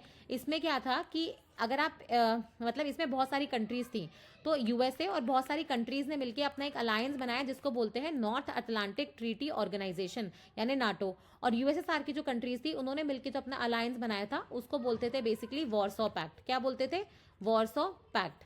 अब कहने का मतलब क्या है कि जैसे इस नाटो में सपोज करो 30 मेंबर्स हैं, तो ये 30 की 30 कंट्रीज ये बोलती हैं कि किसी भी एक कंट्री पे युद्ध हुआ तो ये माना जाएगा कि सब पे युद्ध हुआ है, सारी की सारी उस वॉर में उतर जाएंगी। और यही चीज वॉर्सो पैक्ट में थी। अब नाटो टेक्निकली वर्ल्ड वॉर, ये जो कोल्ड वॉर है ये 1991 या 1992 में खत्म हो गया। क्यों, क्योंकि उसके बाद तो यूएसएसआर रहा ही नहीं, रशिया रह गया। लेकिन फिर भी आप देखोगे वॉर्सो पैक्ट तो खत्म हो गया लेकिन नाटो जिंदा रहा। और नाटो जिंदा नहीं रहा, नाटो ईस्टवर्ड मतलब रशिया की तरफ एक्सपैंड करता चला गया। कहने का मतलब क्या है, सपोज ये यूरोप है तो यहाँ पे रशिया है, तो ये वाली जो बाउंड्री वाली कंट्रीज होती है, रशिया कभी नहीं चाहेगा कि ये नाटो का हिस्सा बने। लेकिन नाटो क्या हुआ, वर्ल्ड ये कोल्ड वॉर खत्म होने के बाद भी इन कंट्रीज को अपनी मेंबरशिप देने लगा। और इसी लेटेस्ट में हुआ था कि यूक्रेन ने नाटो की मेंबरशिप के लिए अप्लाई किया था। तो ऑब्वियसली इससे रशिया को तो गुस्सा आएगा ही ना कि हमारे बाजू वाली कंट्रीज में आप ये हथियाने की कोशिश कर रहे हो, तो मतलब फ्यूचर में आप कभी भी हम पे अटैक कर सकते हो। इसलिए रशिया आप देखोगे इतना खूंखार रूप में आया। तो अब जो पीस प्लान यूएस ने दिया है उस पीस प्लान के मुताबिक ट्रम्प साहब ने 3-4 कंडीशंस रखी हैं। वो 3-4 कंडीशंस क्या है, पहली कंडीशन तो ये है कि यूक्रेन, सॉरी एक मिनट,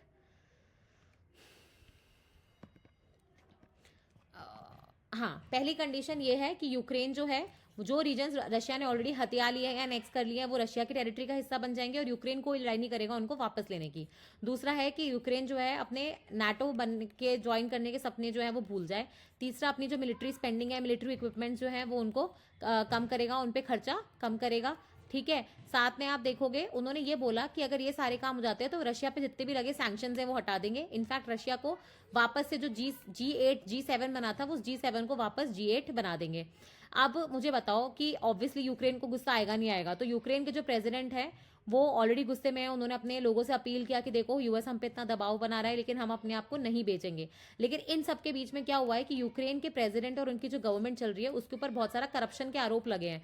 अब इसको लेके ऑलरेडी आप देखोगे पूरा मूवमेंट जो है वो कहीं ना कहीं प्रो रशिया हो चुका है। तो अभी देखने वाली बात है कि आगे क्या होगा, बट एक बहुत इंटरेस्टिंग ट्विस्ट एंड टर्न देखने को मिला है, ठीक है। फिर हम चलते हैं नेक्स्ट आर्टिकल पे। ये आर्टिकल नहीं है, बेसिकली ये बांग्लादेश जो है वहाँ पे एक 5.7 का अर्थक्वेक आया था। तो मैंने बस आपको ये बताने के लिए बताया था कि क्या होता है कि यूपीएससी और आरएएस दोनों में ही आप देखोगे डिजास्टर्स जो हैं आपके सिलेबस का हिस्सा हैं। अब अर्थक्वेक बहुत ही कॉमन डिजास्टर होता है, जब भी कोई मेजर डिजास्टर आता है, जैसे सुनामी आ गई, अर्थक्वेक आ गया, या बहुत सारे फ्लड्स आए हैं उस साल, या अर्बन फ्लड्स आए हैं, सिटीज में फ्लड्स आए हैं, या फिर आप देखोगे लाइटनिंग और थंडरस्टॉर्म्स के बहुत सारे केसेस देखने को मिले हैं, या लैंडस्लाइड्स हुई थी जैसे वेस्टर्न घाट्स में, है ना, या फिर आप देखोगे साइक्लोन्स आए हैं। तो उस साल आप जरूर से मेंस में क्वेश्चन एक्सपेक्ट करना कि उस डिजास्टर पे आएगा ही आएगा। इस साल आप देखोगे बहुत सारे अर्थक्वेक्स आए हैं। तो अर्थक्वेक्स पे पहले भी क्वेश्चन पूछा जा चुका है, अर्थक्वेक्स के ऊपर, या फिर आप देखोगे एनडीएमए गाइडलाइंस की अर्थक्वेक पे क्या एनडीए में गाइडलाइंस है? एनडीए में क्या है? National disaster management authority. तो इसकी गाइडलाइंस आती है हर डिजास्टर को लेके, चाहे वो केमिकल हो, फिजिकल हो, बायोलॉजिकल हो।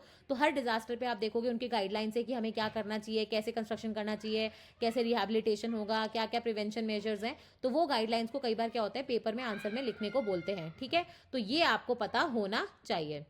फिर हम चलते हैं नेक्स्ट आर्टिकल के ऊपर, जो कि आरबीआई गवर्नर हैं संजय मल्होत्रा जी। उन्होंने बेसिकली एक सॉर्ट ऑफ ब्रीफ दिया है कि इस वक्त इंडिया की सिचुएशन क्या है। ये हम पहले भी जो हम आर्टिकल डिस्कस नहीं कर रहे थे इंडिया के बारे में कि इंडिया क्यों अभी अच्छे मोड पे है, ये उसी से रिलेटेड है। तो इसमें ज़्यादा कुछ नया है नहीं, आप एक बार खुद से भी देख सकते हो।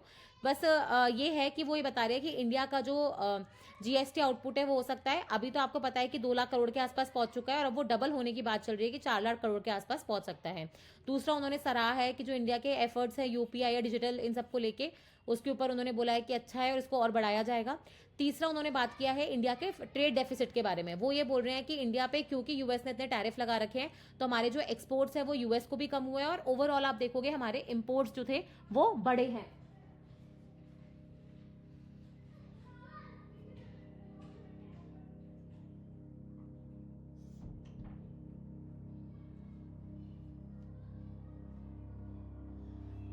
तो अगर आप अपने इम्पोर्ट्स देखोगे तो वो भी पड़े हैं। साथ में आपको पता है कि इंडिया जो है हमारा जो करंट अकाउंट डेफिसिट है, जो एक पॉइंट पे पॉजिटिव भी हो गया था कोरोना के टाइम पे, अब वो फिर से आप देखोगे नेगेटिव कैटेगरी में आ रहा है। और साथ में सबसे मतलब वो हैरानी वाली बात ये है एफडीआई को लेके, वो ये बोल रहे हैं कि विदेशी निवेशक जब भी आपकी इकोनॉमी में आते हैं, ऑब्वियसली उसके अपने फायदे और नुकसान है, ठीक है। एफडीआई पर जनरली एफडीआई माना जाता है कि वो अच्छा होता है। तो एफडीआई अगर आप देखोगे इस बार थोड़ा कम ही रहा है, क्योंकि ओवरऑल आपको पता है कि मार्केट भी उतना ऊपर नीचे रहा है कि बहुत सारे और मतलब इंडस्ट्रीज भी इतना ऊपर नीचे जा रही थी कि एफडीआई इतना ज़्यादा आया नहीं है। तो यही मोटे मोटे पॉइंट्स थे जो हमने देख लिए हैं। फिर इसराइल गाजा को लेके एक न्यूज़ है। एक्चुअली हुआ क्या था आपको पता है, इसराइल और गाजा के बीच में एक ट्रूस हो गया था। ट्रूस का मतलब क्या है कि जो भी सिचुएशन है वैसी की वैसी रहेगी, दोनों एक दूसरे के ऊपर अटैक नहीं करेंगे। लेकिन हुआ क्या कि इसराइल ने गाजा के ऊपर अटैक कर दिया, ये कह के कि वहाँ के जो गाजा के जो मिलिट्री के लोग थे उन्होंने बेसिकली क्या कहते हैं फायर करने की कोशिश करी थी, उनके ऊपर बंदूक बंदूक चलाने की कोशिश करी थी, जिसके रिस्पॉन्स में उन्होंने ये पूरा स्ट्राइक किया है। अब आपको पता है कि इतने दिनों से ट्रम्प साहब जो हैं वो इसराइल और गाजा के बीच में एक प्रॉपर ट्रूस या पीस प्लान बनाने के चक्कर में है ना। वो नहीं चाहते कि कैसे भी ये सीज फायर टूटे, और वो अब इसराइल पे भी प्रेशर बना रहे हैं कि अगर आपने ऐसा कुछ किया तो यूएस से बुरा कोई नहीं होगा, ठीक है। फिर ये आता है एक न्यूज़ रशिया के ऑयल इंपोर्ट्स के ऊपर। तो आपको पता होगा कि रशिया के ऊपर, रशिया के तेल के ऊपर सैंक्शंस लगे हैं, और इंडियन कंपनीज ने इसको फॉलो करना शुरू कर दिया है। एक्चुअली है क्या, देखो इंडिया में रिलायंस जो है वो लार्जेस्ट रिफाइनरी ऑपरेट करता है जामनगर पे। अब इन्होंने क्या करा है, जामनगर में 2 रिफाइनरी है, एक है जो डोमेस्टिक यूज़ में आने वाले तेल को पूरा रिफाइन करती है, और एक जो होता है उससे प्रोडक्ट्स बाहर जाते हैं। अब क्योंकि रशिया के ऑयल के ऊपर सैंक्शंस लग गए हैं, तो जामनगर रिफाइनरी में जो ये वाला यूनिट होता है जहां से बाहर जाता है सामान, उस यूनिट पे तो उन्होंने रशिया का ऑयल पूरा कट ऑफ कर दिया है। आपको पता है कि रशिया से जो क्रूड ऑयल आता है, ठीक है, इंडिया में 50% ऑफ क्रूड ऑयल जो रशिया से आ रहा है वो अकेले, एक तो नायरा एनर्जी जो कि रशिया कंपनी का ही एक यूनिट है, और दूसरा रिलायंस, वो ही मिलके इसको पूरा खपत करती हैं। तो रिलायंस सबसे ज़्यादा मेजर कंज्यूमर था, और अब वो बोल रहा है कि हम रेडी हैं, हम नहीं चाहते कि हमारे ऊपर ईयू या और भी कोई ब्लॉक सैंक्शंस लगाए, हमने पूरा इस कंप्लायंस को फॉलो कर लिया है। फिर आते हैं अपन एक आर्टिकल के ऊपर जो है कैफे नॉर्म्स के बारे में। इसमें मैं ना अभी नहीं बताऊंगी क्योंकि अभी ये लागू नहीं हुआ है। एक बार ये लागू हो जाए प्रॉपर तरीके से, ठीक है, इस पर एक निष्कर्ष आ जाए और इस पर एक प्रॉपर एडिटोरियल आए, तब अपन इसको डिस्कस करेंगे। कैफे नॉर्म्स क्या होते हैं, इस पर अभी तक कोई क्वेश्चन आया भी नहीं है, और अब ये थोड़ा सा कॉम्प्लिकेटेड सा टॉपिक है, ठीक है। तो इस पर अपन एक काम कर सकते हैं, अपन एक 5 मिनट का वीडियो इस पर तैयार करवा सकते हैं कि कैफे नॉर्म्स क्या होते हैं, ठीक है। अल्टीमेटली होता क्या है कि आपकी जो कार वगैरह है ना, उसमें से कितना पोल्यूशन हो रहा है, कितने एमिशंस हो रहे हैं, उसके लिए कैफे नॉर्म्स आते हैं। तो क्या होता है कि आप मान के चलते हो कि छोटी कार है तो कम एमिशन होगा, बड़ी कार है तो ज़्यादा एमिशन होगा, ठीक है। लेकिन इसमें ना कुछ माइलेज का कॉन्सेप्ट भी आता है। तो अल्टीमेटली होता क्या है कि आप बेसिकली कार्स को बोलते हो कि आप उस हिसाब से पेमेंट करोगे जितना आप कार्बन एमिशन करना चाहते हो। तो यहीं पे उसी से रिलेटेड एक न्यूज़ है, लेकिन ये बहुत ज़्यादा मैथमेटिकल है, तो एज अ जनरल ले मैन के लिए इतनी इंपॉर्टेंट नहीं है। इससे बेटर है कि मैं इस पर एक 5 मिनट्स का वीडियो बना के आपको उसका लिंक प्रोवाइड कर दूँ, ठीक है। फिर चलते हैं नेक्स्ट आर्टिकल के ऊपर, जो है बेसिकली कल जो हुआ था कि एक स्टूडेंट ने सुसाइड कर लिया था, आपको पता है, एक स्कूल में। और टीचर्स बोल रहे थे कि मतलब ऐसा बोल रहा था कि टीचर्स उसको बहुत परेशान कर रहे थे। तो यहीं पे उसी से रिलेटेड 2 आर्टिकल्स पब्लिश हुए हैं कि ऐसा क्या है हमारी सोसाइटी में कि एक बच्चा इतना परेशान था लेकिन वो किसी से बात ही नहीं कर पाया। तो यहाँ पे एनसीआरबी का डेटा बता रहा है कि हर साल मतलब 13,800 से ज़्यादा बच्चे जो होते हैं वो सुसाइड करते हैं, है ना। और ये जो है बेसिकली जितनी भी सुसाइड्स हो रही है उसका 8% है, ठीक है। और इनफैक्ट ये जो सुसाइड्स है वो बढ़ती ही जा रही है साल दर साल, ठीक है। और इनफैक्ट आप देखोगे जितना जो नेशनल, अगर नेशन में इतने सपोज 6% सुसाइड रेट है तो बच्चों का सुसाइड रेट बहुत ज़्यादा है। तो इस वजह से ये कहीं ना कहीं बता रहा है कि हमारी सोसाइटी, हमारा अकेडमिया, हमारे पेरेंट्स सभी इस सिस्टम में फेल हो रहे हैं। तो वो ये बोल रहे हैं कि ऐसा क्या हो रहा है कि बच्चे इतने प्रेशर में आ रहे हैं। देखो ऑब्वियसली सोशल मीडिया हो गया, ड्रग्स हो गया, कंपैरिजन हो गया, है ना। पेरेंट्स अपने बच्चों पे ध्यान नहीं दे पा रहे, दोनों अपने करियर्स में बिजी हैं। प्लस आप देखोगे सोसाइटी की एक्सपेक्टेशन कि आप हमेशा से एक स्टार स्टूडेंट रहो, ठीक है। फिर आप देखोगे कि प्रेशर कि अगर आपने अपनी कमजोरी बताई तो आपको बेसिकली बेवकूफ़ करार दिया जाएगा, ठीक है। लोनलीनेस का प्रेशर होता है, आप मतलब कनेक्शन के ऊपर प्रेशर होता है, क्योंकि कई बार क्या होता है इंट्रोवर्ट बच्चे होते हैं वो जनरली कनेक्ट नहीं कर पाते। प्लस आप देखोगे हमारे स्कूल्स में प्रॉपर सपोर्ट सिस्टम बने हुए नहीं है, ठीक है, फ्रेगमेंटेड सिस्टम्स हैं। और फिर कहीं ना कहीं आप देखोगे हर कोई अपने नाम कमाने के चक्कर में इस एप्रीहेंशन में चला जाता है कि अगर वो फेल हो गया तो क्या, ठीक है। तो यहाँ पे जो ये आर्टिकल है वो ये कह रहे हैं कि हमें एक ऐसा वातावरण, हमें एक ऐसा एनवायरनमेंट बनाने की ज़रूरत है जिसमें बच्चे सेफ फील करें, जहाँ पे कंपटीशन और रिपोर्ट कार्ड से ज़्यादा इंपॉर्टेंट हो बच्चे की वेलबींग, जहाँ पे कल्चर इस तरीके से हो कि लोग आपकी परेशानी को समझें, ठीक है। जहाँ पे बेसिकली आपका परफॉर्मेंस ही मैटर ना करे बल्कि आपकी अपब्रिंगिंग, आपकी वेलबींग जो है वो ज़्यादा मैटर करे। इसी से मिलता जुलता आर्टिकल ये वाला भी है जिसमें अमिता मुल्ला वतल जी जो हैं, जो डीएलएफ स्कूल चलते हैं ना उसकी हेड है।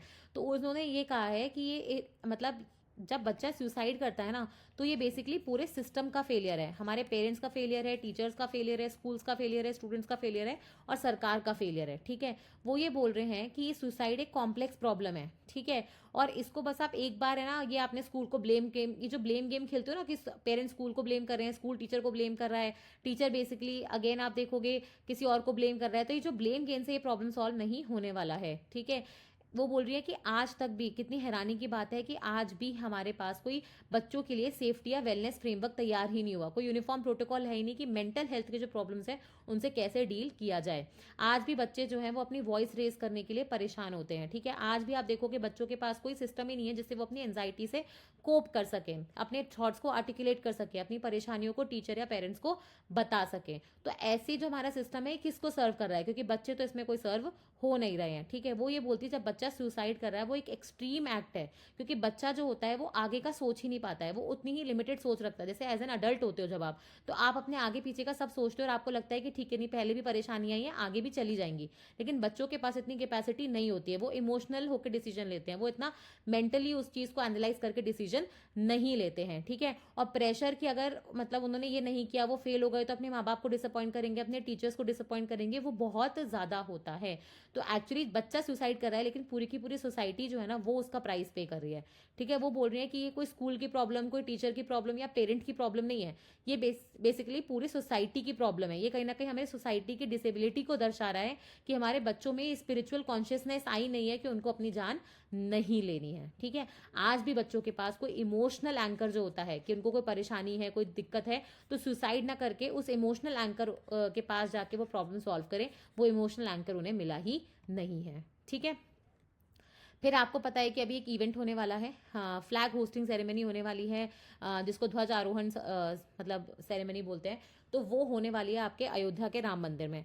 और यहाँ पे एक बहुत अमेजिंग आर्टिकल है राम माधव जी का कि हमें एक राम मंदिर तो बन गया, अब एक टास्क पूरा हो गया, ऐसा मतलब जो लोग कहते हैं। तो हमें एक राम राज्य बनाना है। अब इस राम राज्य की क्या डेफिनेशन है, ठीक है। गांधी के हिसाब से, अंबेडकर के हिसाब से आपको पता है कि राम बहुत ही डिस्प्यूटेड लीडर थे। जहां गांधी जी राम को एक पुरुषोत्तम राम मानते थे, मर्यादा पुरुषोत्तम बोलते थे ना, कि मतलब एक एक अपन बोलते हैं ना राइटफुल बेटे हो गए, राइटफुल रूलर हो गए, राइटफुल भाई हो गए, है ना। वहीं बी आर अम्बेडकर उनको एक पति के लेंस से देखते थे और बोलते थे कि वो 2 बार फेल हो गए सीता जी को प्रोटेक्ट करने में। समझ में आ रहा है। तो इसमें पर्सपेक्टिव आपके अलग अलग हो सकते हैं, लेकिन ये कोई डाउट नहीं है कि राम राज्य जो होता है ना वो सभी लोग चाहते थे।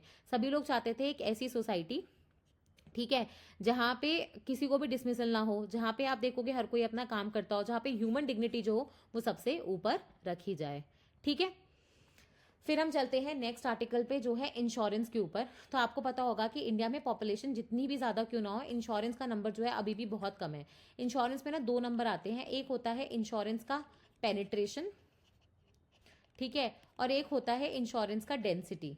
ओके, फिर इंश्योरेंस जब आप लेते हो उसमें दो चीज़ें होती है कि कितने लोग एक तो इंश्योरेंस से कवर्ड हैं, और दूसरा होता है कि कितने लोग कितना प्रीमियम भर रहे हैं। ठीक है, आपने इंश्योरेंस के लिए कितना प्रीमियम भरा है। अब इसमें भी महिलाएं कितनी हैं, मेल्स कितने हैं, लाइफ इंश्योरेंस क्या है, जनरल इंश्योरेंस क्या है, कितने लोग हेल्थ इंश्योरेंस ले रहे हैं वर्सेस बाकी इंश्योरेंस ले रहे हैं। तो ऐसे करके आप बहुत सारे नंबर्स इकट्ठे कर सकते हो, बट इनका कोई फायदा नहीं है जब तक आपको याद नहीं रहे। तो आपको सिर्फ दो नंबर्स याद रखने हैं। एक है कि इंडिया में अगर आप देखोगे तो लगभग 12 लाख करोड़ के नहीं 11 लाख करोड़ के आसपास पैसे आए थे प्रीमियम से 2023 में, 23-24 में। ठीक है, इसमें से मान के चलो कि मेजोरिटी ऑफ लोग जो है वो क्या करवा रहे हैं, लाइफ इंश्योरेंस। आपको पता है LIC जिंदगी के बाद भी और जिंदगी के साथ भी, तो लाइफ इंश्योरेंस करा रहे हैं लोग 8.5 लाख करोड़ रुपए का। तो वहां से प्रीमियम आया, और जो बचा कुचा है वो जनरल इंश्योरेंस, हेल्थ इंश्योरेंस वहां से आया है। अब वो क्या बोल रहे हैं कि ये जो हमारे राइटर हैं वो ये बता रहे हैं कि क्यों इंडिया में इंश्योरेंस इतना फेमस नहीं हो पा रहा है, उसके रीजंस बता रहे हैं। तो उसमें वन ऑफ द रीजंस जो वो ये बता रहे हैं वो ये है कि जो देखो, अगर कोई कंपनी को किसी कस्टमर को अक्वायर करके उसको सर्विस करने के लिए उसका सपोज वो 1 रुपया कमाती है, तो उसका 1/3 हिस्सा जो है वो सिर्फ कस्टमर के एक्विजिशन में जा रहा है, तो वो कंपनी कभी भी बहुत टाइम तक सस्टेन नहीं कर सकती। और यही हमारी इंश्योरेंस कंपनीज के साथ प्रॉब्लम है। 30 से 35% उनका जो पैसा है सिर्फ कस्टमर्स को ऑन बोर्ड लाना और इन सब चीज़ों में जा रहा है, और 65% से वो सेटलमेंट कर रहे हैं, बाकी ड्यूज डिलेज वो सारी चीज़ें देख रहे हैं। ठीक है, पेमेंट्स भी कर रहे हैं, सैलरी भी दे रहे हैं, एक्सपेंसेस भी दे रहे हैं। तो ऑब्वियसली फिर ये मॉडल जो है सस्टेनेबल नहीं है, और एक पॉइंट के बाद आप देखोगे इंश्योरेंस कंपनीज जो हैं वो इसको सस्टेन कर भी नहीं पाएंगी। तो इनएविटेबली जो हमें कॉस्ट है इंश्योरेंस का बिजनेस करने का, उसको कम करना पड़ेगा। ठीक है, ताकि हम इस सिस्टम को सस्टेन कर पाए। फिर ये इतना इंपॉर्टेंट नहीं है, बट मुझे यहाँ पे बस आपको एक इंटरस्टेलर ऑब्जेक्ट के डेफिनेशन बताना था कि इंटरस्टेलर ऑब्जेक्ट क्या होते हैं। इंटरस्टेलर ऑब्जेक्ट का मतलब होता है, जैसे ये हमारा सोलर सिस्टम है, बीच में सूरज और हमारे प्लैनेट्स हैं, फिर कहीं ना कहीं हमारा सोलर सिस्टम खत्म होगा, फिर वैसे ही कोई दूसरा सिस्टम आ जाएगा कोई दूसरे स्टार के अराउंड। तो इंटरस्टेलर स्पेस मतलब क्या होता है, दो स्टार के बीच का स्पेस, जहाँ पे एक स्टार का स्पेस, जैसे सपोज ये पूरा है जहाँ पे सन का मतलब इन्फ्लुएंस रहता है, ये वो वाला स्पेस है जहाँ पे किसी दूसरे स्टार का इन्फ्लुएंस रहता है। तो इन दोनों स्टार्स का, आपको पता है कि सन भी एक स्टार ही होता है, तो इन दोनों स्टार्स के जो बीच की स्पेस होती है, ठीक है, उसको बोलते हैं इंटरस्टेलर स्पेस। तो साइंटिस्ट ने अभी कोई इंटरस्टेलर स्पेस की ऑब्जेक्ट की जो ये फोटो थी वो कैप्चर करी थी।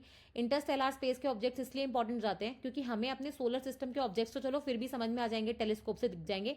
इंटरस्टेलर ऑब्जेक्ट्स तो कभी कभी आते हैं और इनका पाथ भी बहुत अजीब सा होता है, हाइपरबोलिक सा। ठीक है, और ये सन की ग्रेविटी में फंसते नहीं है, बस कभी कभी आते हैं फिर से चले जाते हैं। तो इसलिए आप देखोगे इनको स्टडी करना काफी इंपॉर्टेंट हो जाता है। फिर हम आते हैं अपने नेक्स्ट आर्टिकल के ऊपर जो है पेंगुइन्स के ऊपर। देखो, पूरे विश्व में पेंगुइन्स जो है बहुत ही लिमिटेड जगह में है। सबसे फेमस पेंगुइन्स जो आपने देखी होंगी वो तो बेसिकली आपकी हैं एंटार्क्टिका वाली। जैसे ये पूरा ग्लोब है, तो आपका नीचे 90 डिग्री पे जो एंटार्क्टिका का कॉन्टिनेंट आता है, आपका महाद्वीप आता है, उस पे जो पेंगुइन्स मिलती हैं वो होती हैं। ठीक है, आपकी जो आप जनरली जो देखते हो ना ब्लैक एंड व्हाइट कलर वाली। इसके अलावा भी आपको कभी पता था कि इक्वेटर पे भी पेंगुइन्स एग्जिस्ट कर सकती हैं? बिल्कुल एग्जिस्ट करती हैं। तो यूकेडॉर जो कंट्री है ना, जो साउथ अमेरिका में आती है, उसके उसी का एक आइलैंड है जिसको अपन गैलापेगोस आइलैंड बोलते हैं। क्या बोलते हैं? गैलापागोस आइलैंड बोलते हैं। तो वहां पे भी आपको बहुत सारी पेंगुइन्स मिलती हैं। वैसे ही साउथ अमेरिका में यहाँ पे चिले करके एक देश आता है, तो चिले में भी आप देखोगे ये हम्बोल्ट पेंगुइन्स मिलती हैं, जिनका नाम वो हम्बोल्ट करंट नहीं है, पेरुवियन करंट, जिससे एल नीनो ला नीना वगैरह आता है, तो उस करंट के नाम पे रखा हुआ है। अब ये जो पेंगुइन्स है ऑब्वियसली क्योंकि पोल्यूशन बढ़ रहा है, क्लाइमेट चेंज हो रहा है, आपके फिशिंग नेट्स वगैरह हो रहे हैं, इंडस्ट्रियल वहाँ पे है ना फिशिंग वगैरह हो रही है, उस वजह से बर्ड फ्लू जैसी बीमारियां फैल रही हैं। इस वजह से आप देखोगे इन पेंगुइन्स की जो पॉपुलेशन है वो कम होती जा रही है। अब ये एंडेंजर्ड कैटेगरी में आ गई है, और अब अगर इनको प्रोटेक्ट नहीं किया गया तो सून ऐसा हो सकता है कि ये लुप्त ही हो जाए, तो इनको बचाना जरूरी है। और फिर हम चलेंगे अपने लास्ट आर्टिकल की तरफ। आई नो थोड़ा हैवी एनालिसिस हो गया था, वो है G20 के ऊपर। देखो, इसमें मुझे आपको ज़्यादा कुछ नहीं बताना, बस मुझे G20 की कहानी टाइप आपको बतानी है कि G20 आया कहाँ से। G20 जो शब्द है उसका मतलब होता है ग्रुप ऑफ 20 कंट्रीज। लेकिन मैंने आपको पहले ही बताया इंडिया ने जब प्रेसिडेंसी ली थी तो इसमें अफ्रीकन यूनियन और जुड़ गया, और वैसे 20 कंट्रीज में 19 कंट्रीज हैं और एक है आपका यूरोपियन यूनियन का संगठन। तो इसमें 19 तो देश हो गए, प्लस यूरोपियन यूनियन जिसमें 27 देश आते हैं, प्लस अफ्रीकन यूनियन जिसमें 55 देश आते हैं। तो ये सारा मिला के कहलाता है G20। G20 की शुरुआत कब होती है? 1997 या 1998 में, जब आप देखोगे एशिया में फाइनेंशियल क्राइसिस होते हैं। ये जो अपनी ईस्ट एशियन टाइगर इकोनॉमीज थी, जैसे आपका इंडोनेशिया हो गया, मलेशिया हो गया, थाईलैंड हो गया, सिंगापुर हो गया, ये बहुत तेजी से ग्रो कर रही थी और सडनली इनमें क्रैश आ जाता है।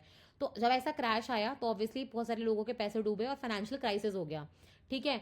और इसके बाद आप देखोगे एक ग्रुप बन के आता है G20 का, एक ऑफिशियल सा ग्रुप था कि हम लोग कुछ कुछ डिस्कस करेंगे। लेकिन उसके बाद क्या हुआ कि मतलब यहाँ पे क्या था कि सिर्फ सेंट्रल बैंक के गवर्नर्स और जो जैसे अपने फाइनेंस मिनिस्टर्स होते हैं उनकी ग्रुपिंग होती है ये, ठीक है।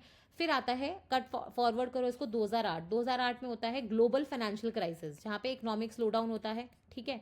और इसमें पूरा जो विश्व था वो ग्रसित हो जाता है। तो इससे रियलाइज होता है कि इसको अभी G20 ने इसको रोकने के लिए ज़्यादा कुछ किया नहीं, तो अभी G20 को एलिवेट कर देते हैं। अभी यहाँ पे बोलते हैं जो हेड्स ऑफ स्टेट्स है ना, वो बेसिकली हर साल मिला करेंगे, क्योंकि अल्टीमेटली जो भी फैसले होते हैं वो तो वही लेते हैं। तो इनको बुलाया जाएगा और साथ में एक शेरपा ट्रैक चलाया जाएगा जिसमें ये फाइनेंस मिनिस्टर्स और गवर्नर्स वगैरह जो होंगे वो भी हिस्सा ले सकेंगे। तो अब अगर आप G20 देखोगे तो वो हेड ऑफ स्टेट्स जो होते हैं हर साल किसी ना किसी देश में रोटेट होती है प्रेसिडेंसी, वहां मिलते हैं। इंडिया में 2023 में थी, फिर ब्राजील में गई, और अब जो इस साल मीटिंग है 2025 में वो साउथ अफ्रीका में है, जहाँ पे इंडिया से प्राइम मिनिस्टर जो है वो जोहानसबर्ग जो साउथ अफ्रीका में आता है वहां पे जाएंगे G20 मीटिंग के लिए। अब नेक्स्ट ईयर जो है ये मीटिंग यूएस में होने वाली है। अब आती है पूरी की पूरी परेशानी।